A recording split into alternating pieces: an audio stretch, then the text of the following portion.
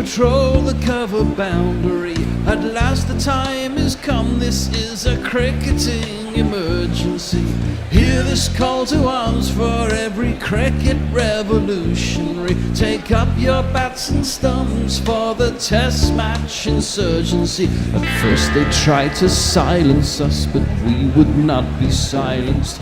They threatened us with lies, so we threatened them with violence. Che Guevara, Sangakkara, Joseph Stalin, Douglas Jardine, Robespierre, Darrell Hare, Vladimir Lenin, O'Brien Kevin, guerrilla cricket.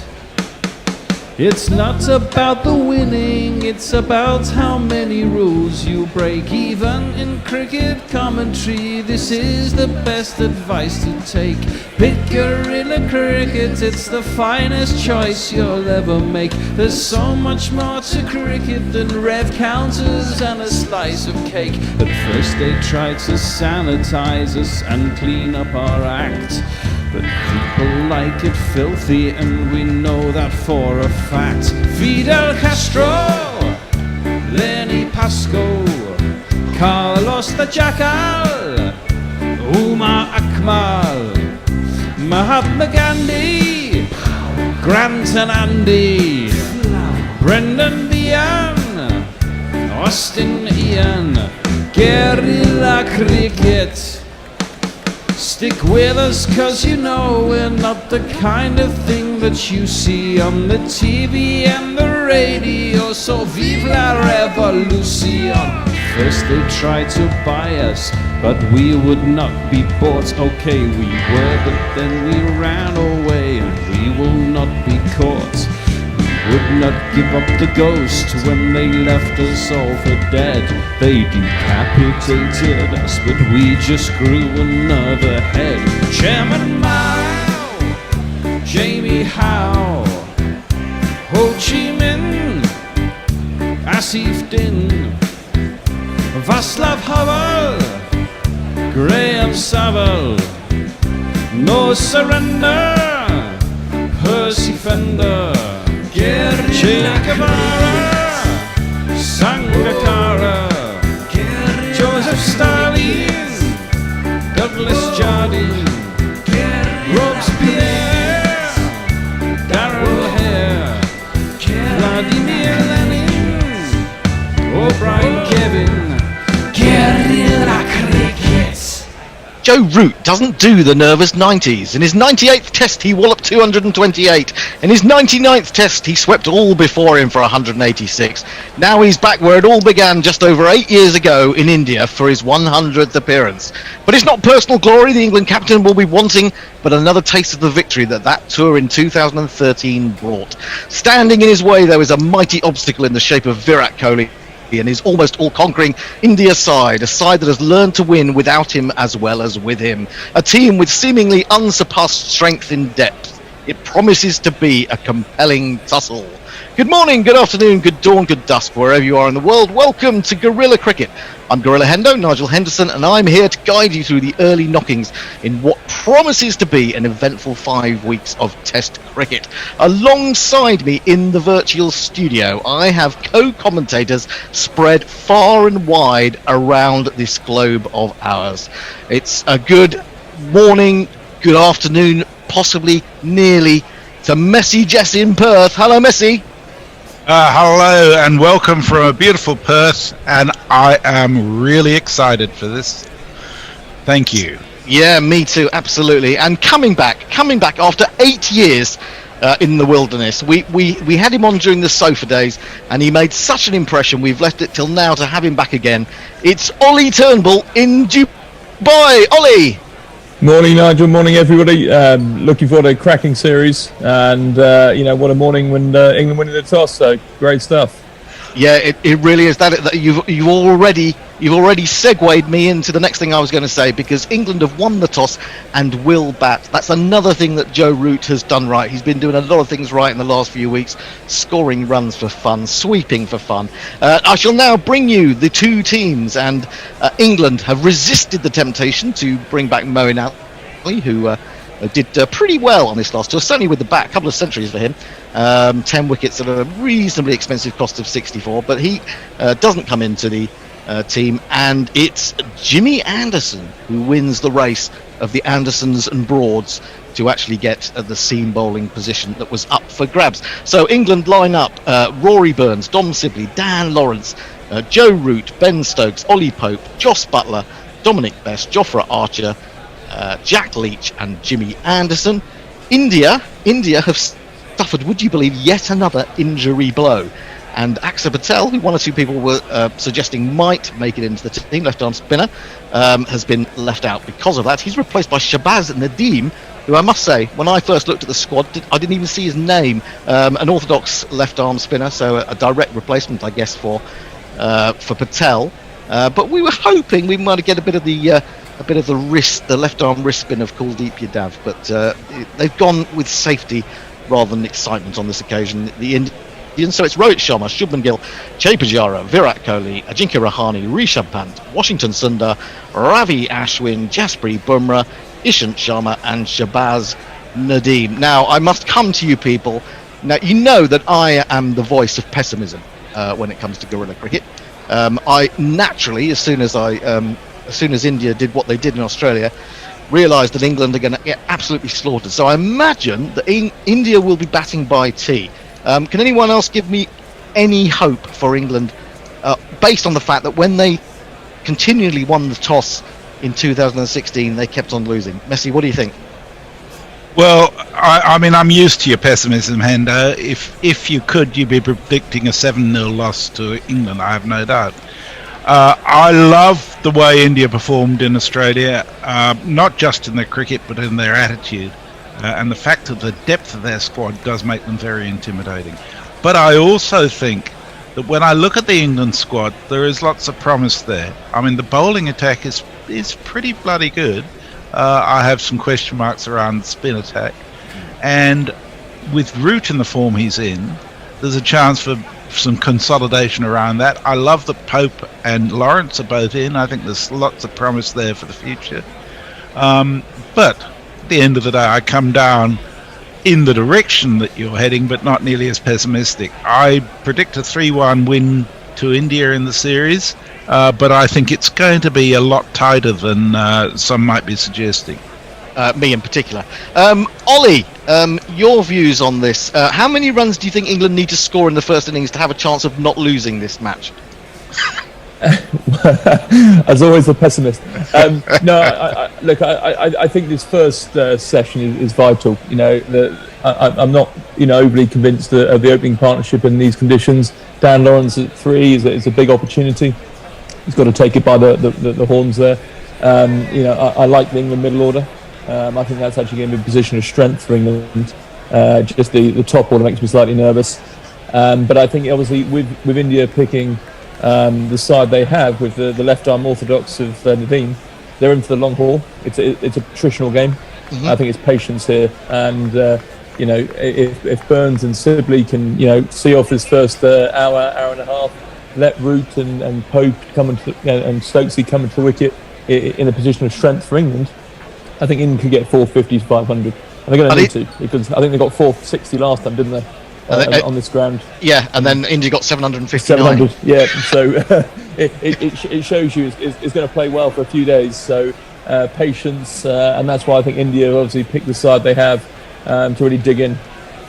Thank you for that. Absolutely, we're almost ready to go. We're 2 minutes away from this colossal test series. We're just having a look at England doing some little catching exercises on the outfield. That presumably was recorded earlier.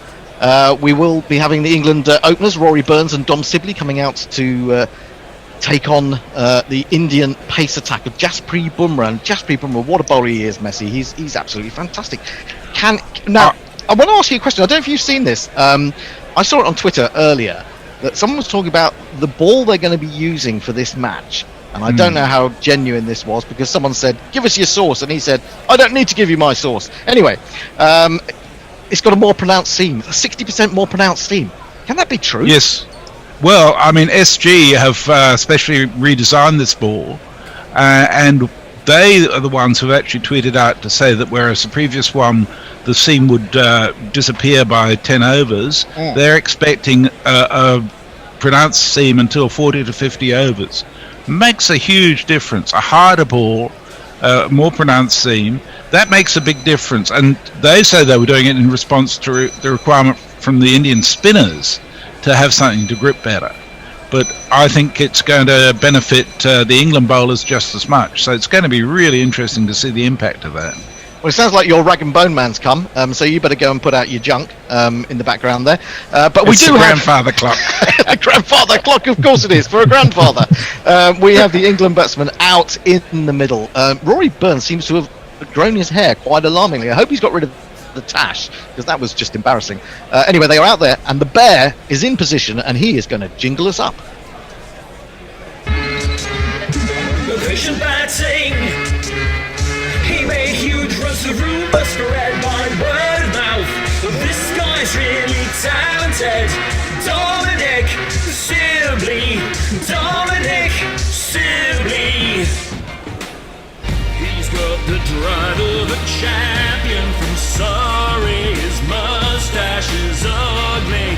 Got a shot finally, and his name is Rory Burns. Ishant Sharma's gonna get you, gonna look you right in the face. Better get yourself together, darling. Learn how to play pace.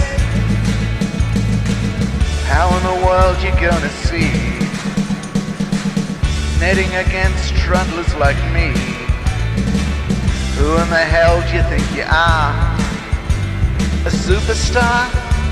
Well, right you are. Yes, indeed, it's going to be Ishant Sharma opening the bowling, which I'm a little bit surprised at, but maybe with this pronounced seam, that's the right call. He's going to be bowling from the Anna Pavilion end in Chennai, and this is going to be the first ball of this 2021 Test Series, and onto the front foot comes Rory Burns in the bright morning sunshine, defends into the offside, and there is no run. Messi, bring us up to date on the social media sphere. Well, I have to say, those in England seem to be still asleep, but Mog joins us. He says, hello, he said ominously.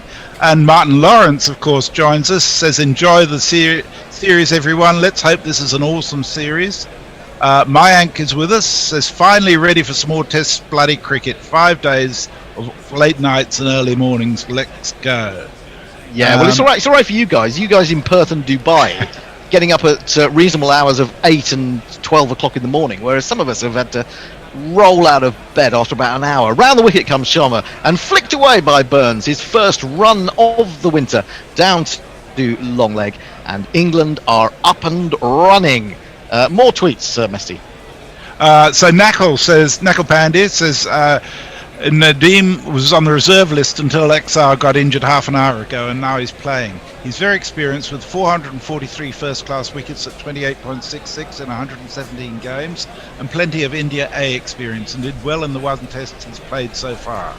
Yeah, it took 4 for 40 against South Africa, 2019, I believe. Just seen a close-up of Jonathan Trott, who's out there as a batting coach for England. Dominic Sibley is just scratching his guard, then he's holding his bat out and asking the umpire to judge whether he's in line. Of course, nobody in the ground today, but there is talk, isn't there, for the second test of 25,000 being allowed in, which seems a lot to me, and a little bit odd, because if the ball goes into the crowd, then it comes back.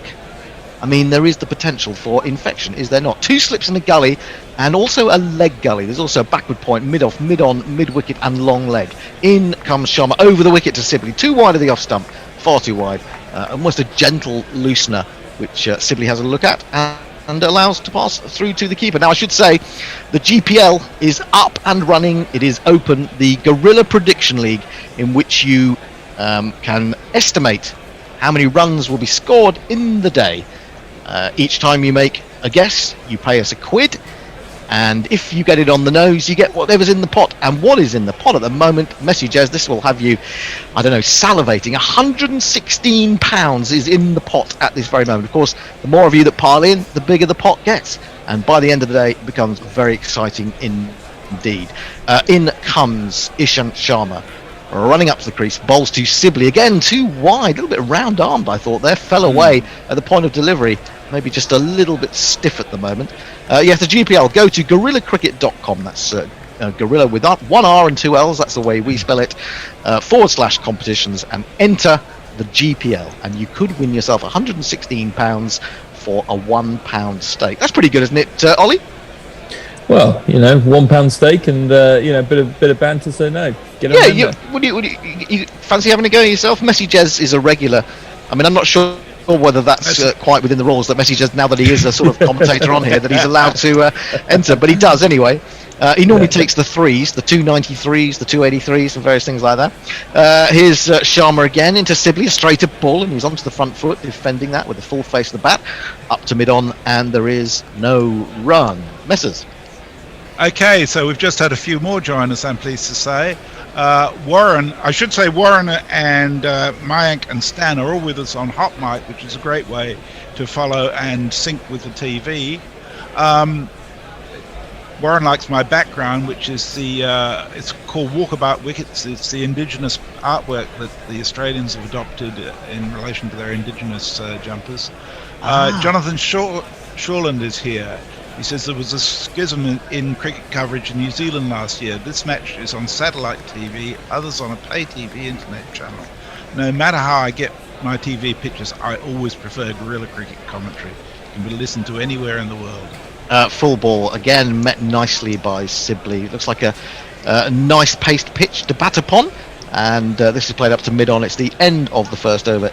England are 1 for 9. Can we draw anything from that first over, Ollie? Well, I think for a guy who hasn't bowled an over in Test cricket for nearly a year, he's probably just kind of loosening himself back into it. A bit of movement, a couple of the wide ones out there, a bit of shape. I think Jimmy will be watching that, and that seam is fascinating. We talk about Nigel, and you can actually generally see a couple of those seams, going away there. So, nice easy pace. Sibley seemed pretty settled, and good start for Rory Burns. Get off the mark down to fine legs. So. Pretty good for England, that steady. Jasprit Bumrah is going to open the bowling from the Pata Biraman gate end. It's not very easy for me to say. I struggle with anything more than 3 syllables, especially at this time of the morning. But this is his jingle. And now then, Marty Bumrah, oh, you're bowling again, aren't you? Oh, I thought as much. He's just scratching out his mark. And he's waving to somebody. He wants some movement in the field. A man who's come a little bit later to Test cricket than some, but certainly making up for lost time. Really superb bowl, despite a rather unusual action. He's going to stay round the wicket in the same way that Ishant did to the left-hander. 2 slips of the gully, ring of 3 on the offside, and he's into Burns down the leg side. Just gets a little flick on that, maybe. The wicketkeeper goes across to his right, gets a bit of a hand to it, but they're going to run through for, I think, a single. Yes, indeed. So I think technically you could say that was a catch, but Rishabh has spilled it. I think that's a little harsh on him because it was one of those pretty much on the half volley or just up. But he's so I'm just wondering whether Rishabh has injured himself. He's already taken his glove off and he's looking at his middle finger on the right hand rather gingerly. So yes, technically that was a chance. And but I think it's early days. And expecting a kid to pull off one like that to a pretty poor ball, maybe expecting too much. But as I say, he is definitely a little bit sore. I wouldn't have expected either of the keepers in this match to catch it. Absolutely not. Yeah, folks, indeed. In comes Bumrah over the wicket, this time to the right-handed Sibley. Sibley leaves the ball, which, if it does anything, it does it after it's gone past the bat. And Rishabh skips to his left to take. And there is no run. More tweets, Messi. Yes, indeed. Neymar Butlins is with us. It's 8 p.m. in LA. I'll be with you until the witching hour, our version of that is 10:30 p.m. on a school night. Oh dear. Gary Naylor joins us and says, hello, I probably should be asleep, Jez, but I'm too excited. I'll be on the mic on Monday if England haven't lost in 3 days. Bumrah in again to Sibley. Sibley leaves outside the off stump. Thought he was going to be drawn into a shot for a moment there, but sensibly just having a look at it and allowing it to pass. Yes, it's always good to have Gary along, isn't it? Gary and me will be able to rejoin our sort of commentary battle when we get back together on Monday. Pay-per-view, is that? It's Sky box office. That's why they couldn't afford the cricket Sky. They wanted to have Gary and me in a heavyweight battle on Sky box office. Anyway, England are 2 without loss. Bumrah is in past the umpire, bowls back of a length, and again there's movement, but mostly after it's gone past the bat. And definitely good carry as well, we should say. There's certainly a little bit of zip in the pitch, but I think batsmen like that, don't they, Ollie? Yeah, you want a bit of pace in the ball. You know, you want the ball coming on the bat, especially early balls. And I think that's how they said this pitch would play, wouldn't they? There'd be a bit of pace on the first day, a bit of bounce. Good to bat on days 2 and 3, probably just in time for India to come to the wicket, and then it will turn like anything on days 4 and 5. So, but no, it's there's my pessimistic summary for you. Onto the front foot comes Dominic Sibley, plays it down into the ground, then up into the hands of Bumrah, and there is no run. Now, also another thing I should tell you, I mean, the things we do for you on Guerrilla Cricket are just incredible. We have now started a news service where we will be bringing you a selection of stories each day. So if you go to our website guerrillacricket.com, you will find the news section, and you can see what we've done on our first day yesterday, which was quite fun. In comes Bumrah, back of a length, and defended this time into the onside by Sibley, yet to score. That is the end of the over. England are 2 without loss. Messi.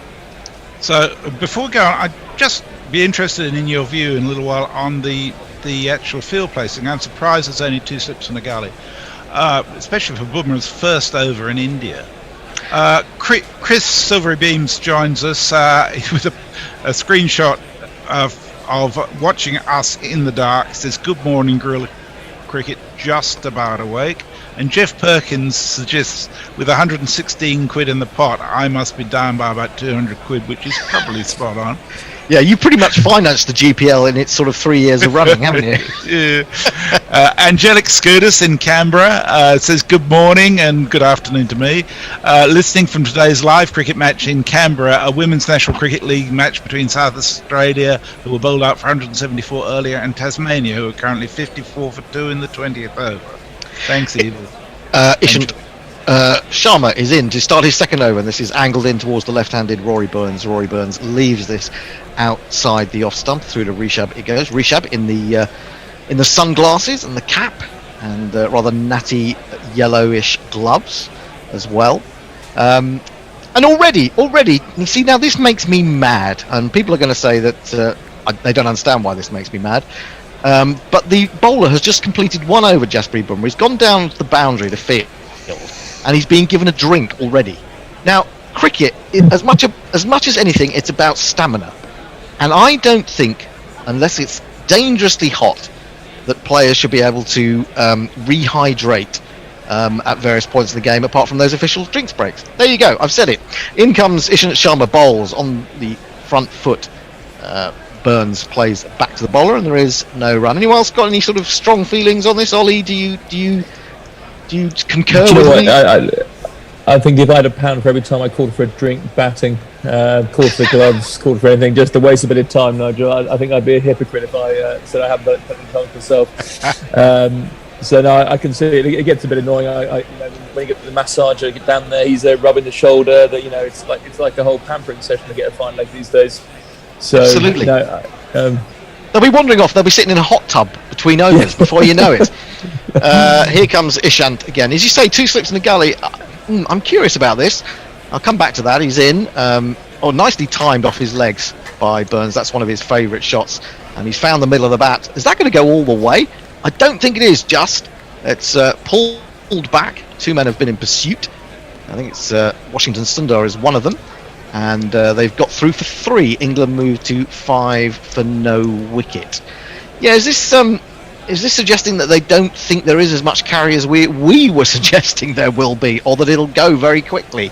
That there's not really going to be that much movement, perhaps. That's all I can think of. Yeah, I think Bumrah is trying to bowl quite straight, and I think the natural movement of Bumrah is certainly slightly into the batsman. So I think they want the protection through mid wicket and mid on. So I think that's probably why there's only 2 slips in the go, not the third slip. So it gives Bumrah protection to bowl a bit straighter. Right, and it's not going to go. And it's not going to go round corners, is it? We don't think. No, exactly. Here's Sharma again over the wicket now. Sibley looking for his first run. He's faced 9 balls so far, and he leaves another one outside the off stump, fairly full, and through to the keeper. Yeah, it's curious, isn't it? You often see that on slow pitches where they don't think the ball's going to carry, don't you? So I'm wondering if they're thinking that when the shine goes off this ball, there isn't going to be much there. That said, if there is a bit of hardness and shine now, if you're going to take wickets and catches in the slips, it's going to be now, isn't it? Absolutely. And I think with Rory Burns, it's a slight mistake, because I'd be hanging the ball outside the off stump to Burns. I wouldn't be bowling on his pads, and straight to him. That's where he wants the ball, personally. Yeah, both these players very good off their pads. I mean, Sibley's got that almost natural backlift which takes the ball through, or the bat through mid-wicket.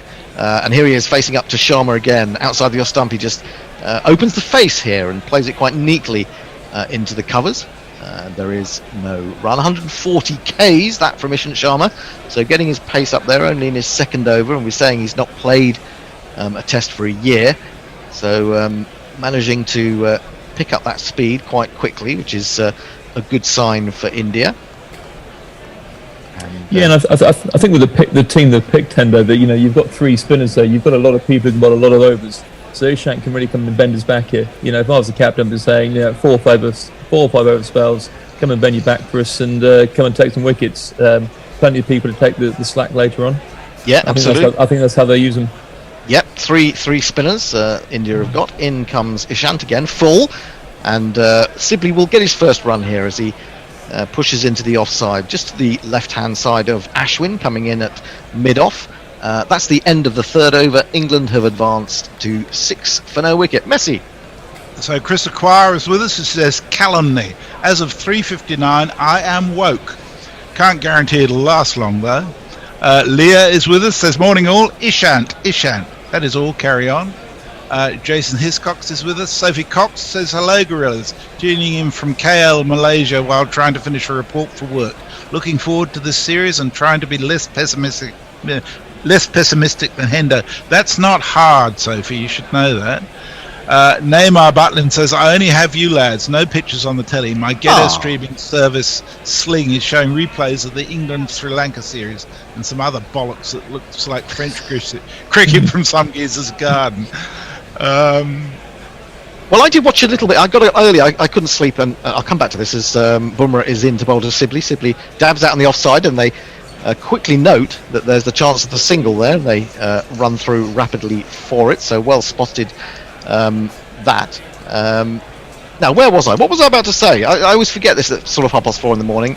I can't retain more than one thought in my brain at any one time. Anyway, it's about what you were watching earlier on the box. Thanks, Messi. Yeah, I was watching some T20 women's cricket from New Zealand, and I quite enjoyed it. Although there was one of the slowest bowlers I think I've ever seen in any form of cricket, even club cricket.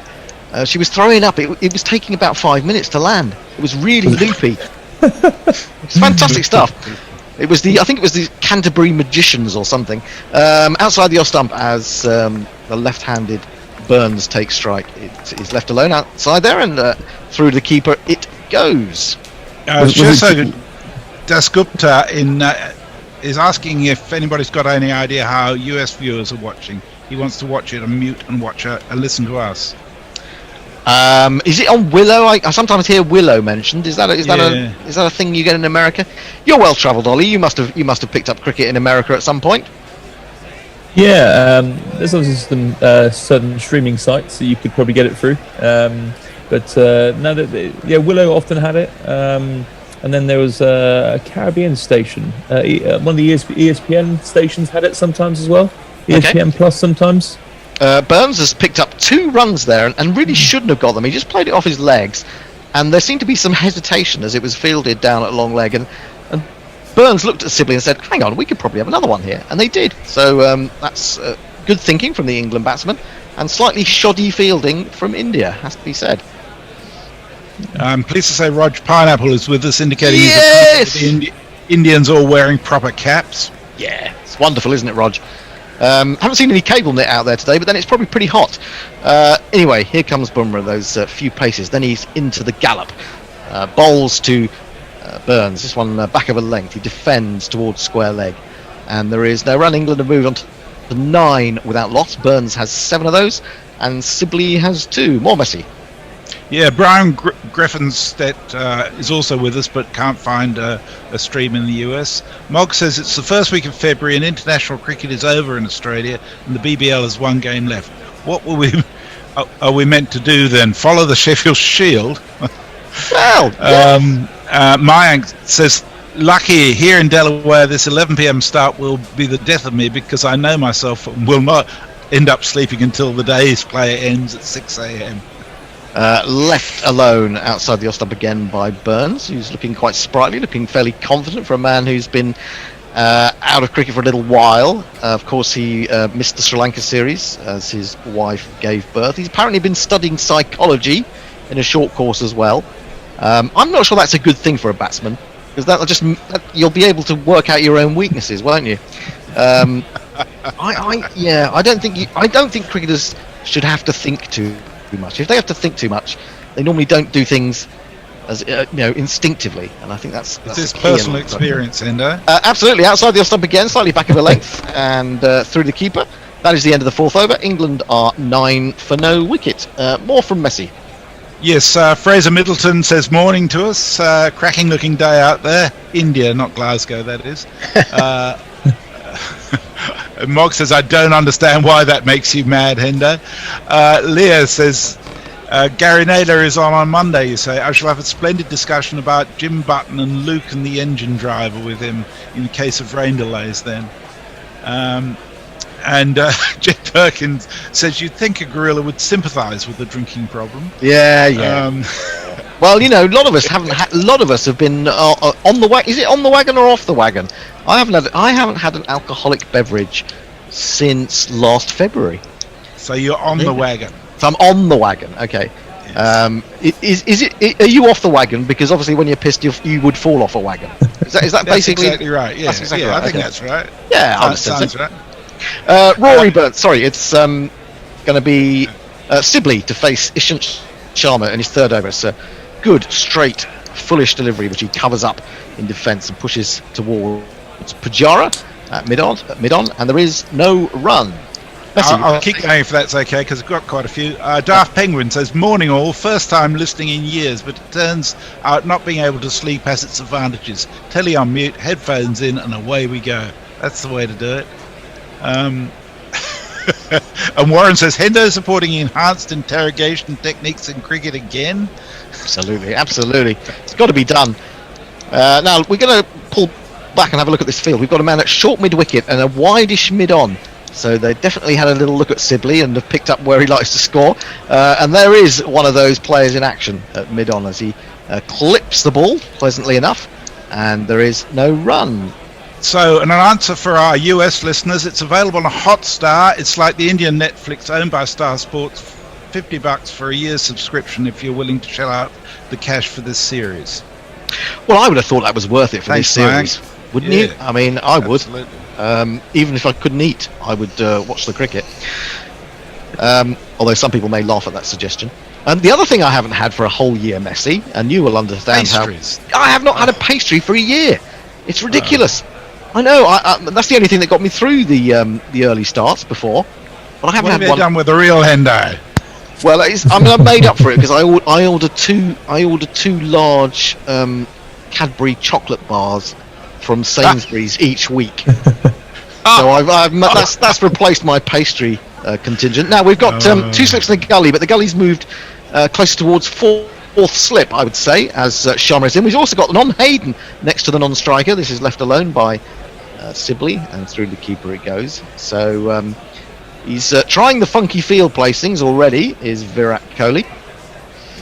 Oh, you're copping some grief from Jersey Jingler. It says, Hendo getting even closer to old man shouts at cloud, stroke Jeffrey Boycott status. Let him have a drink if it's hot. Those bloody cumulus nimbus. Yes, absolutely. They go flying by. So yes, we have the score at 9 for no wicket. We're halfway through the 5th over. It's the beginning of what could be a tumultuous Test series. What is it England have got to do? They've got to win 2 or 3-0 to get into the World Test Championship final, haven't they? Whereas India only need to win 1-0. Ishant in bowls. Oh, loopy, fuller one, slower delivery, I presume, which Sibley spotted and waited for, and then just eased out into the offside. I believe Hendo they need to win 3-1. 3-1 to 3-1 or 4-0, obviously, to qualify to play against New Zealand next at Lords. Yeah, New Zealand win already 3 there. matches. Yeah, I can't see that. I think we're going to have an India-New Zealand final. That was a no ball, by the way, strangely enough. Maybe that's why the ball didn't come out quite as he wanted. Just overstretching a little. Yeah, we can see that on the replay. Definitely a no ball. Presumably that was brought to the attention of the standing umpire by the third umpire. Sharma back again into Sibley. Sibley defends the ball on his legs towards the short mid wicket, and again there is no run. Keep going, Messi. Here's one for Bear. Peter Jones says, morning chaps, unless I'm being thick, Hot Mic isn't offering me the chance to sync either automatically or manually. Does that mean anything to you, Bear? Yeah, I was having a chat with the people at Hot Mic yesterday. They were a bit befuddled as to what Channel 4 was, and I don't think they don't offer. They basically they scan the channels, and it took a while to even find it on their thing. They don't offer syncing for this. You kind of have to do it manually, which is a bit annoying and a bit slack. But that's all I can say to that, I'm afraid. Oh, that's a shame. That really is a shame. Yeah. Yeah, because that was quite a good selling point. In comes Sharma outside the off stump again. The ball dies a little bit on its way through to Rishabh as Sibley again shoulders arms, and England remain 10 for no wickets. Messi. Right. Neymar says, at third man all day I would forego the water, but might be partial to a packet of spicy poppadom crisps. I think that'd bring on the thirst myself. Yeah, that'd probably be counterproductive, wouldn't it? We're seeing Yeah, carry on. And Alaska Steve says, good evening from Los Alamos. Looking forward to an atomic test series. PJ Mead is with us, says the Indian bowlers are bowling pretty straight or even on the batsman pad, so even 2 slips seems optimistic. Cue the outside edge. Oh, and in fact, we very nearly got that one, because for the first time this morning, Ishant, in fact one of the bowlers, has gone past an outside edge. It was a back of a length delivery, which Sibley was doing nothing more than defending, but maybe just played the wrong line, and it carried through to Rishabh at head height, so that will be a little bit of a moral victory for Ishant, but until that point it had looked quite comfortable, hadn't it? Yeah, I think actually it's quite an interesting victory for England there. You see the last 2 balls, one's really whizzed through, one's barely come through, so there's a bit of a different bounce there maybe already, and that's maybe the slowness in this pace which we're obviously seeing with the straighter fields and lack of slips and silly mid-ons. There's obviously a lack of pace out there. Yep, that would appear to be correct. We're just seeing a close-up of Stuart Broad, who's been left out of this test, but no doubt he will come back, I would imagine, for the second test, or swap with Anderson, or maybe Anderson will bowl the first, will play in the first 2, and then Broady will come in. Was there a little bit of movement? We're just looking at a replay of that ball. He was trying to bowl the leg cutter, but you could see him. I think there was a little bit of cut. Yeah, maybe. Bumrah starts his third over. He's into Burns. Burns is forward in defence, comes off a thick inside edge and is picked up at mid-wicket. And there is no run. I can hear Messi chuckling in the background. You must have read a good tweet. You're really copying it, Hendo. What a player. Says, Chennai heat, Nigel. That's what makes bowlers hydrate more. By the way, what is it in your mug which you're sipping after every couple of balls? It is a very, very cold coffee, which was made about an hour ago, and it's the dregs of that. But you see, I'm not a highly tuned athlete, I suppose, so coffee's all right at this time of the day. Bumrah, short ball, first we've seen today, and not a very threatening one either, because Burns can easily evade that, and it's taken by punt, and no run. Yeah. Even Knackles having a go at you. Says, how's a bowler getting a drink of fine leg between overs, not taking time out of the game, a problem? It's a problem because it's about, I mean, it's about, cricket is about stamina as much as anything. That's one of the skills of cricket. And if you're allowed to rehydrate after every over, then that to me is giving you an unfair advantage. In comes Bumrah, full straight ball, defended back to him, and there is no run. These guys have been warming up for an hour in the sun. It's not like they're sort of a Dulwich Common in the drizzle. It's probably 35 degrees there, and more than that in the sun. It's a good idea to take water when you can. Well, generally speaking, that's true. I mean, and if it is a particularly hot day. But I mean, after one over, I mean, if you took it to its natural extreme, you would be then running on with a bottle after every over for the batsman to keep it fair, flicked away to square leg. Anyway, let's move on from that because obviously no one agrees with me. We're into the sixth over. England have made a quiet start, but a comfortable start, you have to say. Burns has 7, Sibley has 2. We're going to have a change at the end of this over. That is if yet another of our commentators who's not been seen around these parts for a little while is going to be coming into the chair. It's Avi. Avi is back. Is he waiting? Is he waiting in the wings? Can anyone see him? Yes, he is. He's waiting in the wings. At the end of this over, 2 balls to go. Full ball, in fact, a full toss, which surprises Burns a little bit. He's unable to take full advantage. It's it low on the bat and up to mid-on, and there is no run. I think Avi is going to be joined by Nestlers and the Bear. And Ollie, Messi and I are just going to take a little bit of rest. We're going to go and have a drink. Yeah, we're going to have a glass of water. Yeah, we're just going to have a drink because we've absolutely exhausted ourselves, and commentary is not about stamina, believe me. What's the just a couple of messages on YouTube from Jonathan Horowitz confirming Hotstar is the way to go in the US, and Simon Walker the same. Good to have you both with us.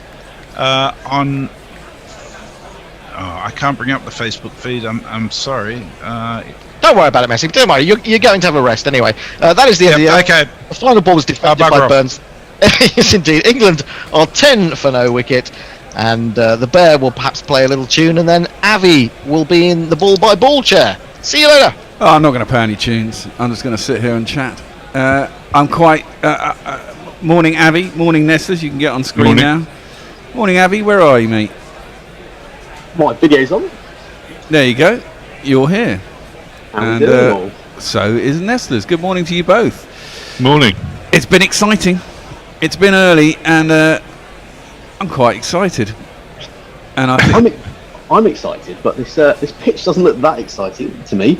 As Sharma starts his over, bowls outside the off stump. It's defended on the front foot by Dom Sibley, and no run there. I've got to say, Ishant Sharma doesn't look particularly fully cooked to me, I have to say. Well, he's been out for a while. Yeah, he has, and it certainly looks that way, doesn't it? I suppose he's up around 139, but he looks a bit round arm and a bit floaty. If you look at the stats of sort of the Indian bowlers over the last few years, Sharma's probably got the worst domestic record out of sort of Umesh, Shami, and Bumrah's first test. I think they must have been tempted at some point to have a look at Siraj. They've all been in the series. As Ishant comes in again, bowls just on that fourth stump line. It's defended again on the front foot, no run.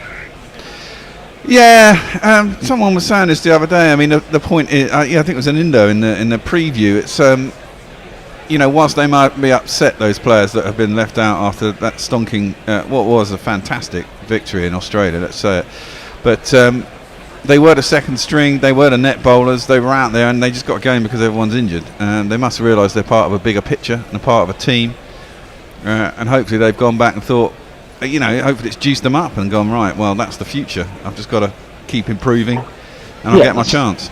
Exactly that. I suppose it's kind of the advantage of having sort of big, deep squad as Ishant comes in again, but straighter this time onto the legs of Domson. He can't get it past that short mid wicket though, as Pajara Fields, no run there. Yeah, and these two, well, I mean, obviously we haven't seen, I mean, I was a bit worried about Burns as well. I mean, he's another man who hasn't played for a while. He's been away on baby duty, much like yourself, Avi, as we noticed the other day. Last time I saw you was, what, 2018? Probably the summer of 2018, the series. Exactly that, and I've somehow pulled 2 babies out of the hat since then. It's good to get them. It's good to get them popping out one after the other, mate. Exactly. And it makes it easy to get up for 4:30. And not only that, when they grow up, you get past it all at the same time. Trust me. Sharma again gets the crease. He have a straight ball and simply defends on the front foot. No run there. I've escaped the worst of the lockdown nonsense because my youngest is now 10 and my oldest is now 15, and they're pretty self-sufficient. So I don't really have to do much homeschooling. They got lessons from school, and I pretty much leave them alone to their own devices to do their schoolwork during the day, and I can get on with stuff. It's quite good, I have to say. I'm not fussed by it all. My theory is this has been the best time to have babies because you wouldn't be going out anyway, and no one else is going out. So I've been at home as well to help my wife, and so I've been telling her she's never had it so good. Well. I'm sure she's happy to hear that. As this field is very sort of leg side heavy, as Ishant again bowls just a bit wider at the time of the off stump, simply leaves well alone. It's actually been a pretty good over from Ishant. Pitch is a bit disappointing, and it's Harry. We've heard a lot about this pitch pre the match. Obviously, it's the first pitch by the curator. I think he was brought in specially to produce 2 pitches for this Chennai, and he was, we were led to believe it was going to be a bit of a green top, a bit of something there for the Pacers. Doesn't seem as much there for the Pacemen as we were probably led to believe. We're having a look at it now on the images, and it certainly doesn't look very green. Exactly, it doesn't look very green at all. So they must have shaved off the top surface yesterday or this morning, and it's all subterfuge. Well, exactly. Yeah, well, Ravi and you of course picked 3 spinners as Sharma, again, a very straightforward, good forward defence by Sibley, who gets onto that front foot. That's the end of the 7th over. England are 10 for no wicket. Ravi Nair's with us. Australia defaulting, they're not touring South Africa. This is the rap battle to rule the world, or at least face New Zealand at Lords. James Humberston's with us, got the Gorilla Cricket commentary and online stream lined up perfectly. Life is good. Mog says, I haven't had a drink since pauses to scull some scotch 8 seconds ago. People having a go at Hendo for not eating pastries. Leo says it's wrong to like Ishant and Boom opening the bowling. I don't want to be right. I don't even want to know what is considered right. Go away. The Light Roller's with us. Apologies for the delay. Was scrabbling to get the stream. Channel 4 to the rescue via VPN. I'm joining you and more excited than Hendo is pessimistic. Well, that's good to know. We have a change in bowling already, and we'll give him a jingle. It's this man. Faced up against the spin, try to cover drive, and there they go again. About LB to Ashwin.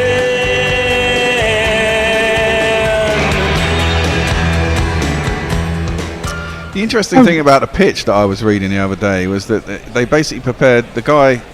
You're right. The guy went on a. Did you read the article on Crick Info? So the guy went on a course. Yeah, but they prepared. They got 2 pitches. One with sort of natural red soil, and then they did one that's got this kind of clay on the top. And they hadn't decided. The black and the red mixed together. And hadn't decided which one they were going to use. I don't know which one they used in the end. No, I don't either. Or whether there's one for this test and the other one for the second test or not. Well, I read that he prepared 4 pitches, 2 of each, basically. As Ashwin starts around the wicket, 2 Burns, and this one's bowled towards the sort of middle of the leg stump, and Burns works their way onto the leg side. Ashwin is very interested in that delivery. So I think there was a little bit of air there, but it was safely through for a single. What's going on with Burns' hair? It looks like he hasn't cut it for months. He looks a bit. He look what. I don't want to say troubadour. It's not troubadour, is it? But he looks like sort of Guy Fawkes, really, or the sort of modern image of Guy Fawkes with a little sort of tash cavalier. One of the musketeers. Yeah, that kind of That's thing. it, a musketeer is a good analogy. I'm interested about this ball as well. I didn't realise they developed a new ball. I think they're constantly developing a balls as Ashwin slightly through the front of the arm, and it's played from the outside edge of the bat by Sibley, and it runs away through the slips for one of these. First of the day. It's Nissan Shi. It's Nissan Shi. Surely that will play into the hands of English bowlers, though, won't it?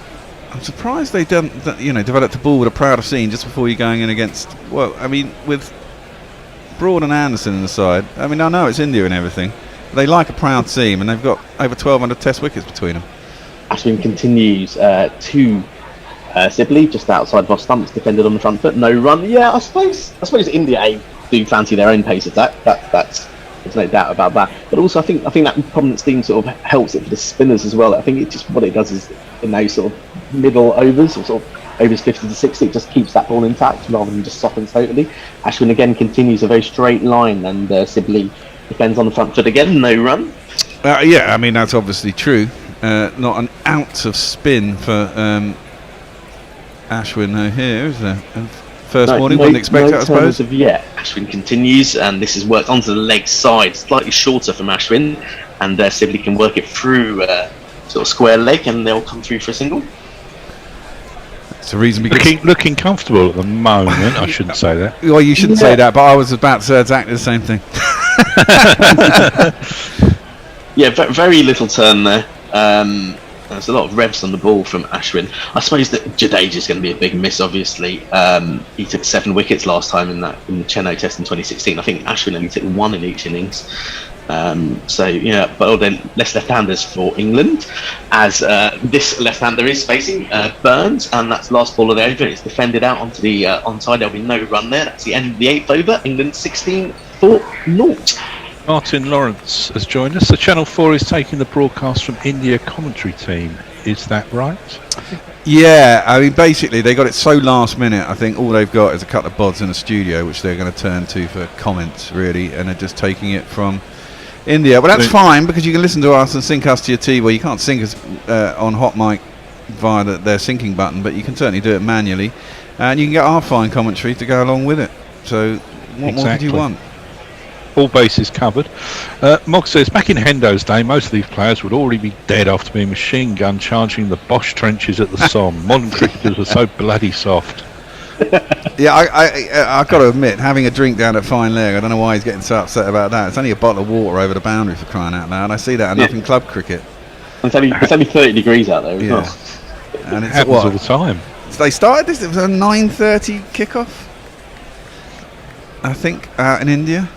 This test 9:30 IST, I think it is. So that's an early start.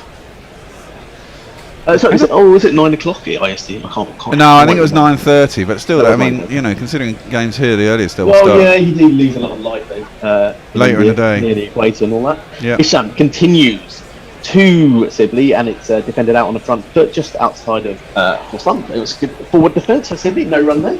Apparently, TMS have retweeted Knackle's tweet. Have they? Excellent. He says, "Get your own expert." They weren't tagged in the tweet, but we were. What was his amazing statting? Because Knackle is a stats guru master now. Permutations tweet, which obviously I think the permutations of the World Cup, World Test Championship. I mean, I'd be happy if we got a draw in a series. I really can't see us winning by 2 clear tests. It's going to be difficult for England, though, for sure. Oh, Ishan, full ball this time, and it is defended right in front of his front pad by Sibley. No run there. It's going to be difficult for England to qualify now. I think ultimately it was quite a few tests lost at home, wasn't it? I think that's probably cost them the final place. And possibly a couple that we didn't get results because of the weather. I mean, certainly that Pakistan test over the summer we'd have won. I mean, we were absolutely slaughtering them, and we lost about 2.5 days to rain. losing a test to the West Indies at home wasn't wise either, was it? So, Yeah, but I suppose if you're Australian, you'd be more gutted. I mean, to sort of miss out on being docked points by your home, by David Boone, your home guy. Well, yeah, well, it serves them bloody right, they're Australians. It's pretty hard pill to swallow, isn't it? Yeah, it is. It was David Boone. He was the classic. As Ishant continues to Sibley. Oh, this one's a slightly wider ball, and it's played pretty comfortably in the end by Sibley. He sort of went forward and then went onto his back foot because it was a little bit shorter. Ball squirts out the offside, no run. He was probably quite a lot of people joining us on GorillaCricket.com on Facebook. Sideshow Suman Nag, pronounced Seam. Will that make any difference? Well, I'm hoping so. I'm hoping that it gives England seamers a bit more to play with. I mean, they were saying at the beginning of play that the seams should stay proud to the 40th or 50th over, which would be good for England. Anything we can grab onto as an Englishman, I'm quite happy to. Well, I think it's a good toss to win. That's the first thing to grab onto. Ishant bouncer this time, and Sibley comfortably gets underneath it. No run there. Well, yeah, you say that, Abby, but we all know what happened last time. We won four. Yeah, we won four tosses and lost 4-0. Yeah. India could score 700, but I think genuinely this pitch held together pretty well. Obviously, it's looking like it's going to hold together pretty well for the first few days of batting. It probably will crumble at some point, and batting last on here will be difficult. So England got to bowl well. Be confident to keep themselves in the match. I think that's the main thing. I mean, I think we'll have the same problem as last time. Looking at Leach and Sibley, Leach and Bess in Sri Lanka, whilst they bowl the odd, they bowl wicket-taking balls. There's no doubt about that. Ishant continues to pull a ball onto the leg stump, and it's worked away lovely off his legs by Sibley. It'll only be a single though, as the ball gets fielded in deep sort of square leg, and there's one run. I mean, they bowled some decent balls. They bowled some wicket-taking balls, but in between they bowled a lot of dross. And Bess worries me particularly. He tries too much. I know he's young and everything, but in these sorts of conditions, you really want to let the ball do the work. And he was trying too much. He's bowling too much short stuff. And the last thing you want to do is have players playing you off the back foot. You've got to try and drag people forward. And your whole thing is to bowl dot balls and maidens to try and put the pressure on the batsman, and the pair of them between them struggle to do that. And as long as the batsman can score runs, where you might get that wicket-taking ball and you get a wicket, after they get 70 or 80 runs, it's less constructive than if you can, keep them down and get them out from sort of teens or early in their innings, And I suppose India's issue here is that we've got two bowlers we don't probably know that much about spinning wise, as Ishant comes round the wicket to Burns, and it's a quick single as he's worked out onto the leg side, and there'll be a single there for Burns. End of ninth over, England 18 or naught. Leia sent us a picture of her dried beets to snack on later.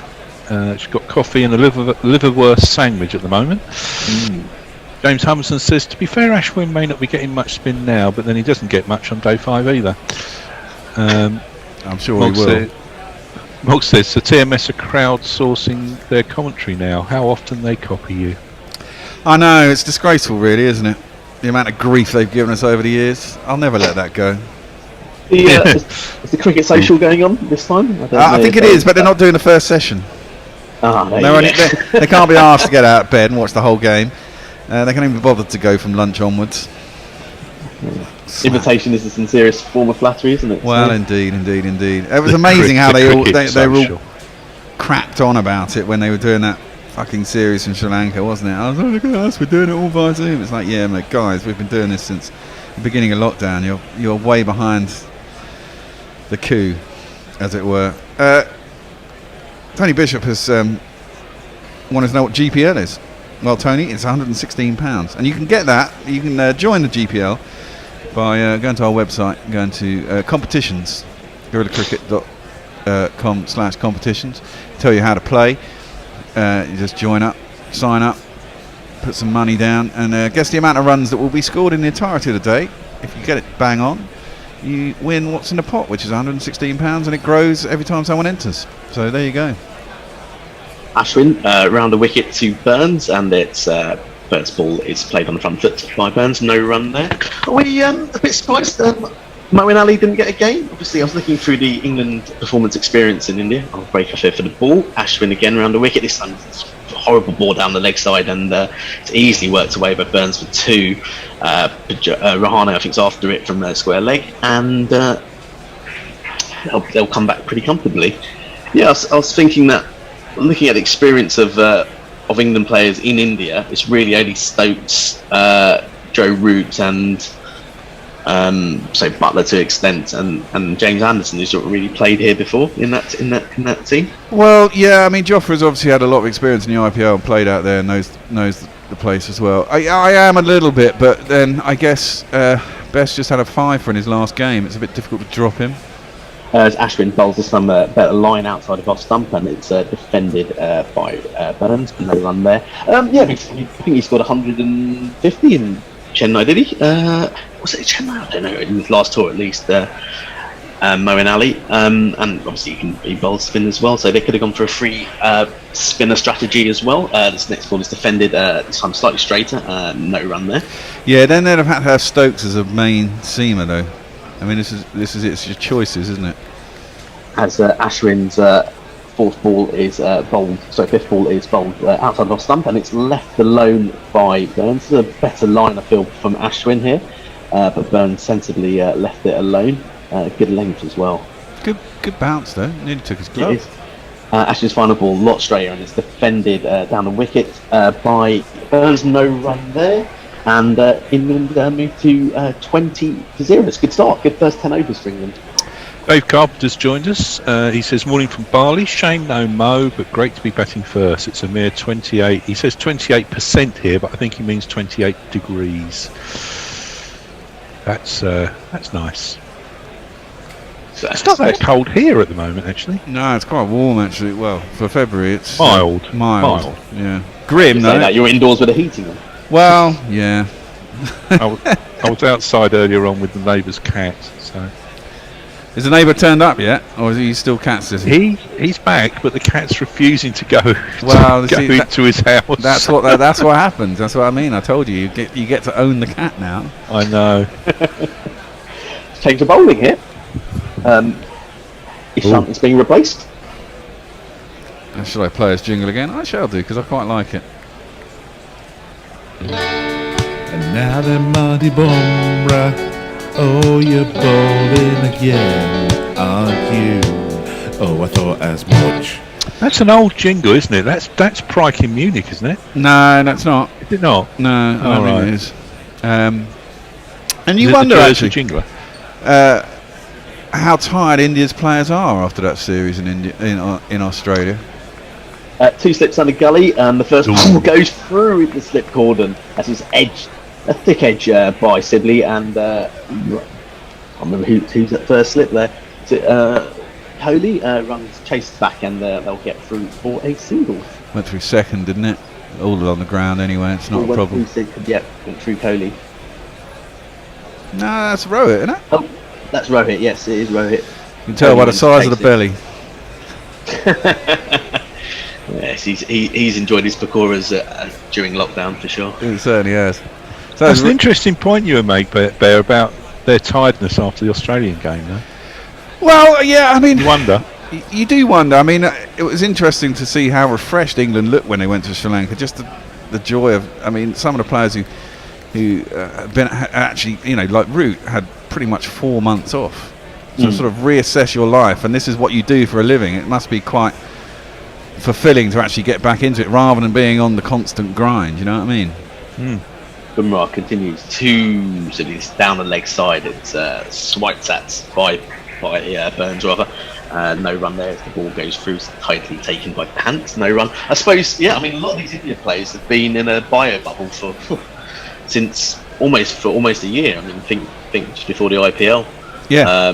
That they've been in one of they've been away from their family and friends for a long time, and obviously some of them didn't even get their family over to Australia because I think the rules were sort of relaxed very late on and they couldn't organise everything. You know, it's tough. I think it's tough living in a bio bubble for sure. Bumrah continues. This is a good ball outside of off stump, and they go for a quick single. Burns plays it out onto the offside. There's definitely a run out chance by Nadeem. I think they'll go for an overthrow as well, so they'll come back for 2. That was a sharp chance. Bit hesitant actually, I think, with the call by Burns. No, I think Burns went and it went straight to the fielder, and he was straight off, and Sibley didn't move, did he? Oh. And then the throw came in. I mean, it went straight to the fielder. There wasn't a run there, and then there was, because there was an overthrow. I think he'd have got back just. Ooh, it'd have been close, you know. Don't they talk anymore? They don't talk anymore. There's a song there. Yeah. Who's that by? Cliff. Cliff, that's right. Oh fuck, yeah, Cliff. There was never a run there. It was a bit crazy decision making. I think India will like that if their minds aren't straight. Bumrah continues to Sibley on his legs, so he nice shot. Needs a drink for Dom Sibley, and it's going to go for one of these. I was going to say, but it's been cut off by deep square leg, and they only get the 3. That was a good bit of work on the boundary edge. Actually, it was the big foot down by Nadeem there. Yeah, it was. Nadeem, was it? No, they're going to look at that, aren't they? They're going to spend about 3 minutes now looking at this, and what's it touching the ball and is it a Paytm look? I don't know. Did he put a spike through the? It's tricky, isn't it? Because his foot touches it there. It is. He stood on it. No, I think it's okay. I think it's just okay. He could have broken his ankle, and he probably. But I think it's okay. He's literally trod on the ball about 2 centimeters away from the boundary rope. Yeah, could have rolled his ankle nastily there. Very easily. Really easily, and also spiked the ball and taken a whole load of leather out of one side, I imagine. Unless the ball starts doing crazy things, they'll probably look at it and be complaining about a change of ball in about 2 overs. Exactly. Someone will be holding onto a piece like that. Yeah. And letting the ball sort of dangle. It's holding a little bit of loose leather. Well, they've decided it's not 4. Yep, I think the umpire is happy with that, and it is going to be 3 runs. So somehow, I was going to say, good bit of work there. But yeah, could have cost him some injury. Bumrah continues though, 2 Burns round the wickets. And this was just short of a good length, and the good pace and carry left alone by Burns. It's very few balls have sort of had that sort of pace and carry. This is one of them. I think the bounce has been okay, but it's just slightly on the slower side. Very, very little lateral movement. No. Well, hopefully that will increase as the game goes on, as England pile on 600 runs, and India come out and struggle. Yeah, I think so. Sort of reverse swing also can be a factor in India after sort of about 40 overs, so it'll be interesting if that ball starts to reverse then. Well, and if it's got a decent seam, it may well do as well. This next ball from Bumrah just outside of off stump, and it's played defensively by Burns on the outside edge of his bat, outside half of his bat. Ball goes out into the slip cordon, no run there, and that's the end of the 11th over, and it's England off 25 without loss. Moggs says, hold tight onto that grudge, Bear. Drag it to the grave with you. I've always got a grudge, mate. I've always got a grudge. Knackles says, Graham Swan was in the media yesterday recommending that Jack Leach be, quote, deadly boring with his lines and lengths in these series. Well, that's the key. I think you've got to find a line and length and just keep doing it there. I mean, if you look at that's exactly what the Jadeja does. You know, he finds the line, he finds the length. You play around a little bit with your flight, but you just try and keep it on that line and length, and occasionally drag it a little bit wide, and tempt them into a drive, and hope the pitch does the work. And you know, if it does, you start taking wickets. Bit of a tit, Swanee, but you've got to listen to him when it comes to spin bowling, haven't you? Well, same with Warney, isn't it? Well. Ashwin continues to Sibley. This one's a slightly straighter ball, and it's defended on the front foot, no run there. It's the same with bloody Shane Warne. He talks an absolute load of crap most of the time, but actually when he talks about spin, he is interesting to listen to, but most of the time he's not. Yeah, just cut out all the other stuff.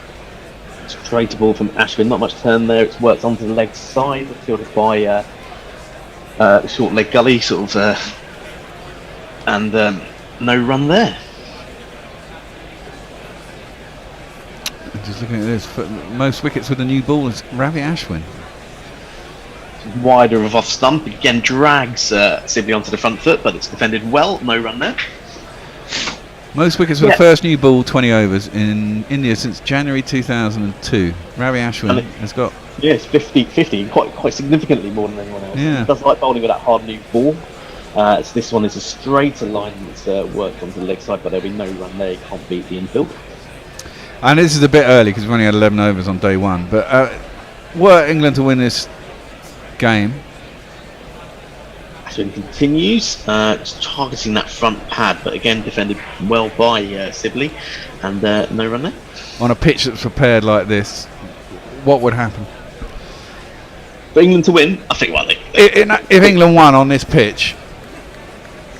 Ashwin, this time played not so confidently by Sibley. It's sort of tried to play it onto the leg side, actually get the outside half of the bat, squirts out on the offside, and he'll get through for a single. That's the end of the 12th over. England are 26 without loss. It's time for a change. It's time for a change. Messi is coming on, and Ollie should be coming back if he's there. I'm going to take over ball by ball, and I presume it's a drinks break as well. So we'll see you later. Are you back on for the last session, Avi? Not for a lot. I'm back on towards the end of this session. I think. That's what I meant. Yeah. We'll see you. We'll see you in half an hour. We'll see you in a bit then. Okay. Okey-doke. Well. See you in a bit. All right, Jazzy, even Jazz. Morning. It's early. I've been up since 3. And morning, Ollie. And Morning, Bert. Yeah, you're on mute, Messi. Get rid of your picture, Avi. Yeah, sorry about that. So Warren is with us. He says the bear might have the only latchkey lockdown kids. Nah, mine they're very self-sufficient, my kids. I just have to say, and I'm quite happy with that. I'm quite a lackadaisical dad, I have to say. I monitor them. I monitor them to make sure they're doing their work, and that's about it. Yeah, fair enough. Leah says that's no coaster, that's the lid of the container. She's got a whole set as well. She's sent a picture of the set of the lids of containers with rockets and things on. Herbaceous says, am I the only one to detect a sneering tone in almost everything Graham Swan says? No, you're not. I think a lot of us do. And Mark Zip says, Daniel Harris, please let Archie Chrisman first over know that they can hear the full ball by ball coverage in the USA on Guerrilla Cricket, and goes on to promote us. Thanks, Mark, as ever. You're a wonderful support. Anna Forsyth says, come on guys, Marty Bum by the Arctic Monkeys, one of my favourite songs. Indeed. A great song, great lyrics. I'm going to give you some YouTube chat. I am Malik Chowdhury, says good morning from India. Found this new channel and loving it. Thanks, Ian. Dave Carpenter says, I assume they will alternate Broad and Jimmy. Can't see Wood getting a game unless there are injuries. That's probably true. You'd think they'd probably go Joff for the whole series, won't they? Because he'll offer the change-up, which is why you think maybe Wood will get a game later in the series. What do you reckon, Ollie? Yeah, I think I can't imagine any of them playing all 4. Bringing Wood in, maybe the third test. Isn't there a day and night test? Yeah, isn't on the test day and night? Maybe that due to the bit of ball zipping around. But I was fascinated in my break. I've got the Indian TV channel on in Dubai here, and Sunil Gavaskar was kind of claiming he had no idea what his pitch was going to do. He said he's never seen a pitch like this before here. And the last 5 first-class games, the first innings scores averaged 305 in the first innings. Well, that's it. Prepared by this groundsman? We don't know that, do we? Well, that's it. Yeah. I mean, he's apparently he's been preparing pitches for under 19s and all sorts of stuff for a while, and had lots of advice. Sorry. Go for it, Jez. Mayank makes a good point, I think. He says India is definitely nursing a major hangover post-Australia. The travelling, extra quarantine again, Chennai, and downtime after so much adrenaline will affect them in this test for sure. Still wouldn't put England to win the game, but it could get close. I've got to say, I felt a sort of lack of the intensity that was there in Brisbane and indeed in Sydney. It's sort of like it's another game almost. And the lack of the crowd may impact that as well. Well, you do wonder, as Bumrah is coming up to bowl, he's into the pads of Sibley. He clips out. It's an interesting field they've got on the leg side. They've got a square leg who's in front of the square. They've got a short mid wicket and a kind of wide mid on who's a little bit deeper. That one goes to him and they get through for a single. You do wonder whether exactly that, they've come back home, they expect to be on home ground, they expect to win. I mean, we've seen England do it before. I mean, they get a bit lackadaisical in the first test and it all goes a bit tits up. But imagine if England did win this first test, and there's an awful long way to go, let's face it. They would, suddenly that spark would definitely be reignited. When you're at home, everything becomes a little bit more on top, doesn't it? Burns is retaking his guard. Yeah, I think that without the crowd thing, that getting yourself up mentally for it, I think is real tricky for the cricketers after the great experience in Australia. I think it's going to be a real, Ishant hasn't played for a year. I think to get the Indian team going, I think it's going to be a bit of a challenge for Kohli here. Absolutely. Mind you, they don't get huge audiences for tests in India, do they? Played by Burns up to mid-off, and there is no one. Burns on 12 or 31 balls. Sibley's 14 or 44. He's doing a Sibley thing. England are 27 for none. A good start for England. Not lost a wicket in the first 12 overs. And Sibley certainly looks a hell of a lot more comfortable facing up against a bit of pace to start with to get his eye in, didn't he? Yeah, well, we've got Josie Oak, who's possibly the only person to beat Hendo for pessimism. He says, morning or when will the collapse start? Touch wood. England have looked reasonably comfortable so far, these two. Left alone outside the off stump as Bumrah bowls across Burns. He's come over the wicket. He started off around the wicket to him earlier in the session. He's now coming over and bowling across, a little bit wide of the seam, pushing it across him. Dan Lawrence, he's being thrown into the fire at number 3. Because Zach Crawley slipped over in the nets and sprained his wrist. Well, he didn't break it, so he's out for 2 tests, supposedly. But it gives Dan Lawrence a chance to cement his place. I'm glad to see Ollie Pope back in the side, I have to say. I think he could well prosper in India. He's a good player of spin. Driven at by Burns, slightly across the ball, get thickish outside edge, goes square on the offside. Very athletic throw out at point. Throws himself to the ground as he throws it in. I don't know who that was. Maybe it was Axar, maybe Washington Sundar. And they get through for a single. 28 for none. And Nitin Bajaj is back with us. So hello, folks. He says, great to hear you all again. Madras pitch, 10 overs gone, opener still in. We're looking at a 100-plus opening partnership, especially with 80s style fielding like old Nadeem is doing. It's good to have you back with us, Nitin. Absolutely. Hello, Nitin. It's been a while. Bumrah is at the end of his run. He's coming in to bowl to Sibley, who just props forward and defends. And there is no run. I guess Sibley's our shape jar, isn't he? Just leaves a lot. Yeah, I think he's been just positive, in a weird Sibley way. He's positive in defence. He's got forward when he needs to. He's left positively well as well, And let's go and see him, was it Jara 900 balls in Australia he faced? It was something crazy what he did down there. So, Sibley's got to do that role for England. He's got to dig in here. Absolutely. And I think he's also, Shaver Jar is one of the key wickets, actually, for England to get. Because he does eat up an awful lot of time. He's a stubborn bugger. That's defended by Sibley. Back up the pitch and thrown at the wrong end. And wide. Nearly hit Burns. He's running up there. Pant had to dive to stop it going past him down for overthrows down to the third man boundary, but he did, and they got through for a quick single. Good running in the end. Sibley was quick to say yes. Burns was a bit slower off the mark, but all good in the end.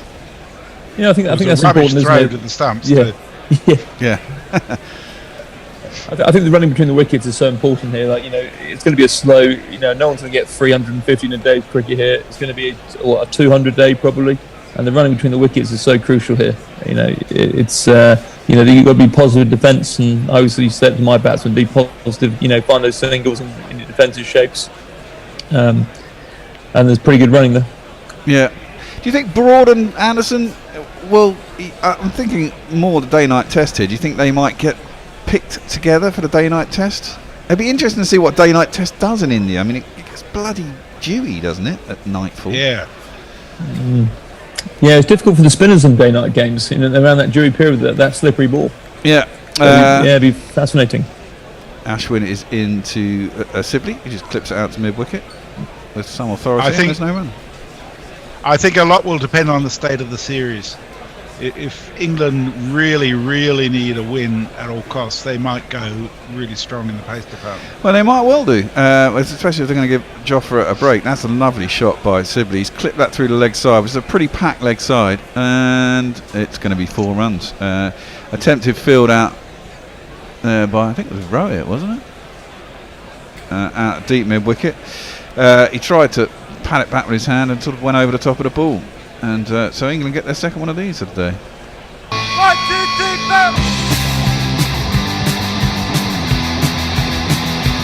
4. Right to the pitch of the ball, no turn, nothing to worry about, and clip that strongly through the leg side. There is a short mid-wicket, I think, and there's a square leg who's well in front of square. Picked it right between the two of them.